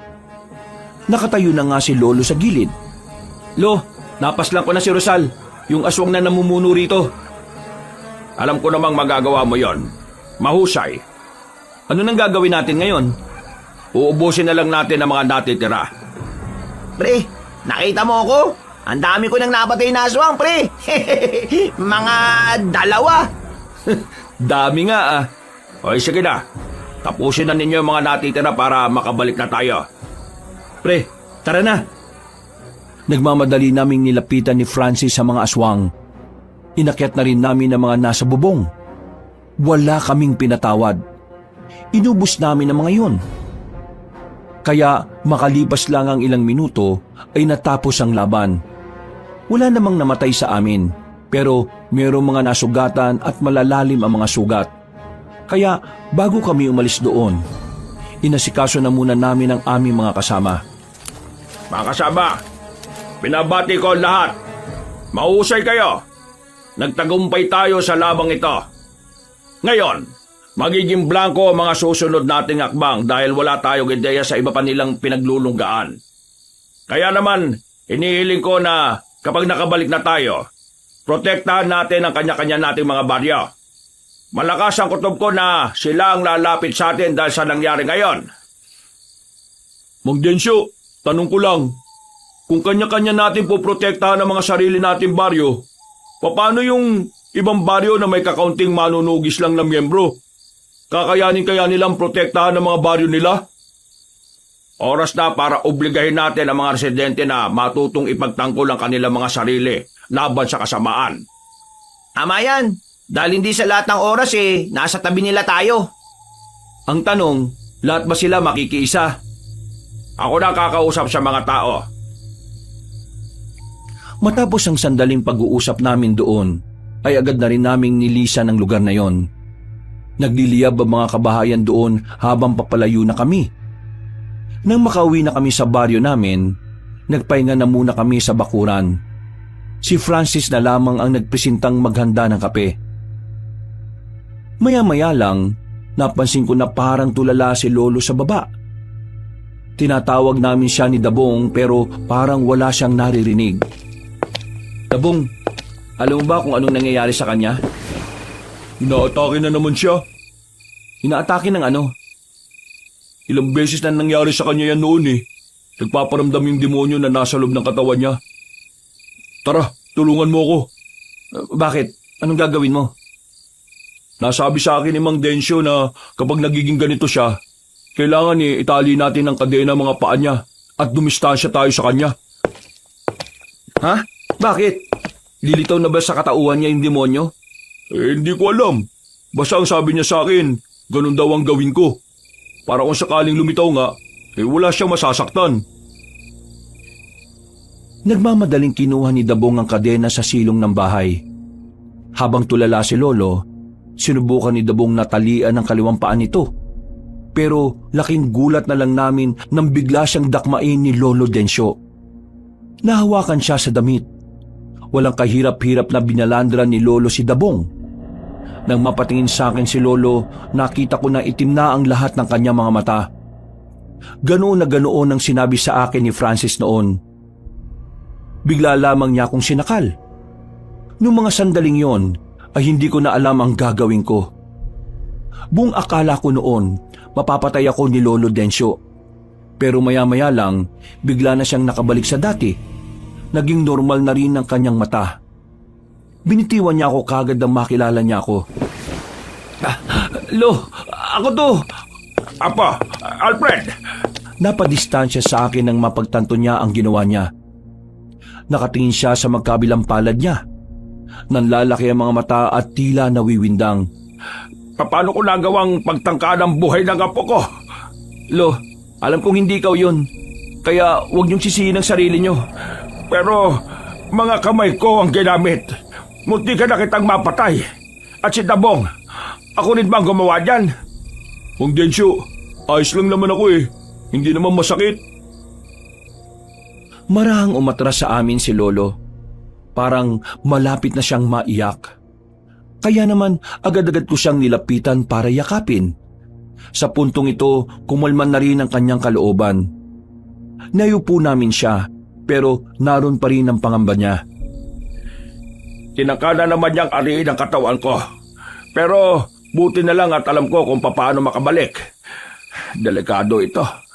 Kailangan bago maghari ang demonyo sa katawan ko matalo na natin ang mga aswang. Paano natin sila matatalo agad kung hindi naman natin alam kung nasan sila? At kung maghihintay lang naman tayo rito, hindi naman natin alam kung kailan. Magpapakalat na agad ako ng mga tao bukas. Papahanap ko kung nasaan ang lungga ng mga yan.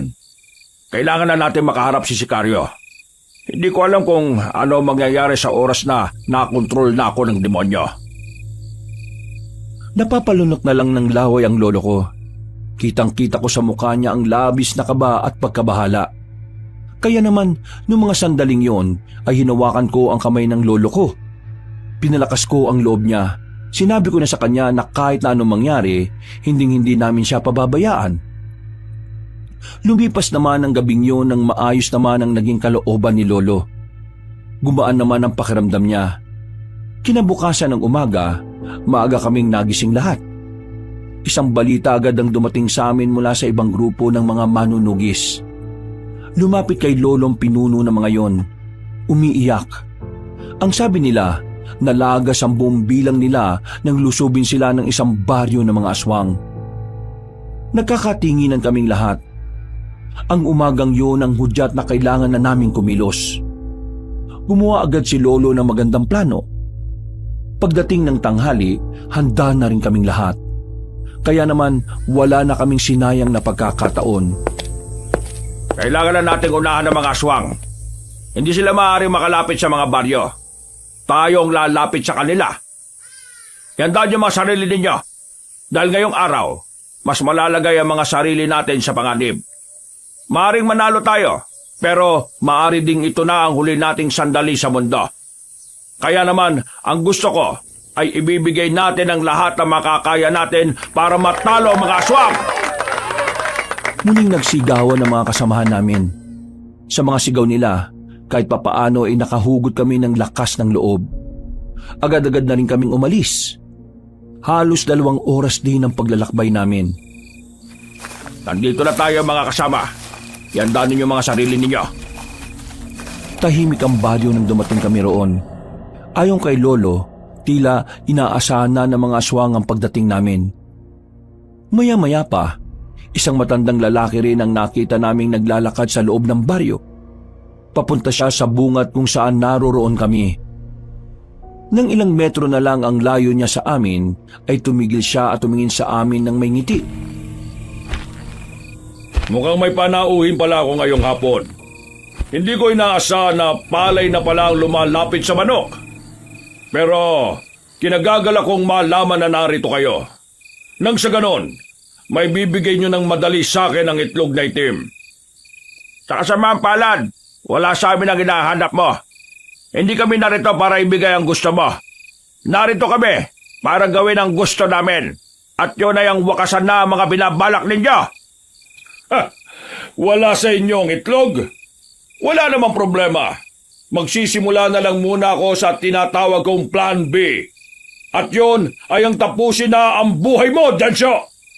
Nang sa ganon, wala nang maging hadlang sa mga gusto kong gawin sa bayan na ito. Di simulan na natin to para maaga na tayong matapos. Kung ganon simulan na nga natin nang malaman na natin kung sino ba talaga ang dapat na maghari. Pumitik lang ng daliri si Sicario. Narinig na namin ang mga aswang sa paligid. Naglabasa na ang mga yon. Naramdaman ko kagad ang nakakakilabot nilang presensya. Mas marami sila kung ikukumpara sa amin, pero hindi ko nakitaan ng takot ang mga kasama ko. Maliban na lang kay Francis na inatake na naman ng kaduwagan. Hindi nagtagal, lumusob na ang mga aswang. Tumakbo na rin ako para makipagsabayan. Noong mga sandaling yon, nararamdaman ko ng medyo alanganin kami. Bukod kasi sa mas marami-rami sila, ay mas mabibilis din ang galaw nila kumpara sa mga nauna naming nakalaban. Nang tingnan ko naman si Lolo, nakita kong patas lang ang laban nila ni Sicario. Pero hindi ako mapanatag. Para kasing nahihirapan si Lolo kahit na nagagawa niya namang makasabay. Uy! Focus, pre! Focus! Natauhan ako nang tapikin ako ni Dabong sa balikat na malakas. Hinawakan ko na maayos ang katana ko at muli akong nakipaglaban.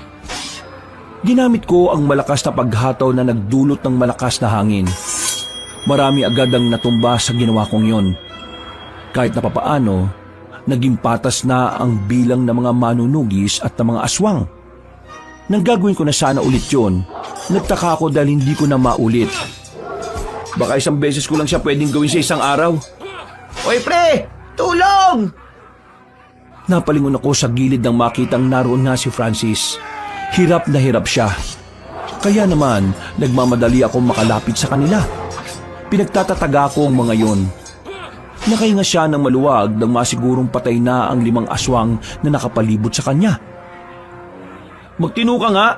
Ikaw ang unang mamamatay dito kapag hindi mo inalis sa katawan mo yung takot na yan eh. Okay ka na kahapon eh. Salamat. Salamat ah. O yan, okay na ako ulit. Bigla na lang tumakbo si Francis sa gitna at pinagtatataga ang mga aswang na kinakalaban ng iba naming kasamahan. Napapailing na lang ako sa kanya. Hindi ko alam kung ano ba talaga ang nangyayari sa kanya. Nang idako ko naman ang tingin ko kay Lolo, nakita kong gigewang-gewang na ang kalaban niya. Lumapit ako doon para masaksihan ng malapitan kung papaano talunin ni Lolo ang supremo na mga aswang. Nagkamali ka ng estima, Sicario. Malayo talaga ang agwat nating dalawa. Masyado ka namang kampante! Bigla na lamang nagbago ng anyo si Mang Sicario. Tumangkad ito, lumaki rin ang katawan. Pero kahit na ganoon, hindi man lang nakaramdam ng kahit na kaunting kaba si Lolo. Nilusob ni Lolo si Sicario. Napangangan na lamang ako habang nanunood. Kitang-kita ko ang kahusayan ni Lolo. Walang binatbat sa kanya ang supremo ng mga aswang kahit na lumaki ang katawan. Pinagtatataga lang siya ni Lolo sa kung saang-saang parte ng katawan. Wala pang 5 minuto, gigewang-gewang na naman yon. Dumistansya si Sicario at sandaling tumigil sa pakikipaglaban. Ha! Pinapahanga mo ko! Hindi ka nga talaga pangkaraniwan! Mabuti naman at napansin mo na rin ang kahusayan ko. Pero hindi pa rin ako nakakaramdam ng takot. Sa halip, mas nagiging masaya pa ako. Dahil sa wakas, nagkaroon na ako ng malakas na kalaban. Huwag mong lokohin ang sarili mo na masaya ka. Ang totoo, kitang-kita ko sa mga mata mo na natatakot ka ng mamatay. Hindi mo ba itatago ang pangamba na nararamdaman mo, Sicario? Hindi mo na maahawakan ang itlog na itim na hinahanap mo dahil ngayong gabi. Ha! Nagtaka ako nang biglang mapatigil si Lolo sa pagsasalita niya. Bigla siyang humawak sa mga mata niya. Binitiwan niya ang sandata niya. Sinamantala yun ni Sicario para atakain siya. Buti na lang, mabilis akong nakalapit. Sinalag ko ang kalmot ni Sicario gamit ang katana ko. Nang matamaan ko siya ng hataw, dali-dali siyang napalayo. Pinagtuunan ko kagad ng pansin si Lolo. Lalapit pa lang ako sa kanya, naramdaman ko na lang na nasa gilid na si Sicario. Hindi ko yun inaasahan. Ang akala ko, wala na siyang natitirang lakas sa dami ng dalos niya sa katawan. Nahawakan niya ako sa kamay. Piniga niya ang kamay ko hanggang sa mabitiwan ko ang katana. Humaba naman ang kuko niya. Itinutok niya yon sa leeg ko. Mamili ka, Densyo! Buhay ng apo mo o buhay mo? Hindi sumagot sa kanya si Lolo Dencio. Noong mga oras na yung kasi, lumitaw na naman ang demonyong nakatago sa katawan niya. Naging kulay itim na rin ang mga mata niya. Pati na rin ang kamay nito. Maging si Sicario ay nagtataka rin kung ano ang nangyayari sa lolo ko. Dahil sa pagkamangha at pagkawindang, nakakuha ko ng pagkakataon para makawala sa kanya. Sakto naman na biglang lumusob si lolo. Pero hindi na si Lolo Dencio ang kumokontrol sa katawan niya. Para na itong mabangis na hayop na walang nakikilala. Ilang beses ko rin siyang tinawag pero hindi na niya ako naririnig. Ha? Sino ka? Anong klaseng nilalang ka? Nahawakan ni Lolo Dencio si Sicario sa muka. At kahit anong gawing kalmot at suntok ng supremong aswang, tila hindi naman tinatablan si Lolo Dencio. Nang si Lolo Dencio naman ang sumuntok ng malakas sa tagiliran, agad na tumilapon si Sicario. Hindi pa nakontento si Lolo. Sinundan niya ulit ang matandang aswang. Pinagsusuntok niya yun ng marami sa muka. Huwag kang lalapit sa kanya! Pero baka hindi na mabawi ni Lolo ang katawan niya. Mamamatay ka lang! Wala na siyang nakikilala ngayon! Nangyari na ang hindi dapat mangyari! Hindi pwede! Hindi pwedeng wala tayong gawin, Dabong! Si Lolo ang mapapahama kapag tumingin lang tayo! Maubos tayong lahat kapag nanatili tayo rito! Tingnan mo mga kasama natin! Buhay ang mga kasama natin! Natalo na nila ang mga aswang! Hindi pwedeng si Mang Dencio ang pumatay sa ating lahat, kaya kailangan na nating umalis habang hindi niya pa namamalayan na nandito tayo! Ayaw ko mang iwan si Lolo Dencio noon, pero napagtanto kong tama naman ang sinabi ni Dabong. Hindi na si Lolo ang nakikita namin. Isa na siyang demonyo na hindi namin kayang pigilan. Palis na sana kami nang biglang tumigil si Lolo sa pagsuntok niya sa walang buhay na si Sicario. Lumingon siya sa amin. Parang sa tingin niya palang na yon, kami na ang isusunod niya. Nagtindigan na ang mga balahibo ko. Lalo na nang makita naming naglalakad na siya sa aming direksyon. Mga kasama! Tumakbo na kayo! Ako nang bahala rito! Ano pinagsasabi mo? Mamamatay ka nga eh! Hayaan mo na ako! Lolo ko naman siya eh! Baka kapag narinig niya ng paulit-ulit ang boses ko, makabalik siya sa dati! Bakit hindi mo? Sige na kasi! Dali na! Umalis na kayo! Wala na siyang nagawa nang itulak ko siya. Napapailing na lang siya at sinimulan ng umalis. Ilang sandali lang, lumapit na sa akin si Lolo Dencio. Bigla na lang niya akong sinakal. Buong akala ko noon ay katapusan na ng buhay ko. Pero nagulat na lang ako nang bigla niya akong mabitiwan. May tumara kasing palaso sa balikat ni Lolo. Nang tingnan ko ang bandang gilid, nakita ko roon ang matandang babae na pamilyar sa akin. Nakakadiri mang sabihin, siya ang matandang babae na nagnakaw ng una kong halik. Pasensya na at nahuli ang dating ng mga bata ko! Aling Romana? Huwag kang mag-alala, baby boy! Walang mangyayaring masama sa lolo mo! Ang pinangtira ko sa kanyang palaso ay sagrado. Aalisin ng palaso na yan ang lahat ng negatibong elemento na nasa katawan ng tao. Kabilang na riyan ay ang demonyong namamalagi sa katawan ni Dencio. Akala nyo hindi ko alam ang tungkol doon, ano? Pakis nga uli! Hindi ko siya pinansin. Nilapitan ko na muna si Lolo. Nakabalik na siya sa dati at tuluyan nang nawala ang demonyo. Wala na siyang malay noon kaya agad na namin siyang ibinalik sa baryo. Kinaumagahan lang naman, sa tulong ni Aling Romana ay nagkaroon na siya ulit ng malay. Naging normal na ulit si Lolo. Wala na rin ang demonyo sa katawan niya.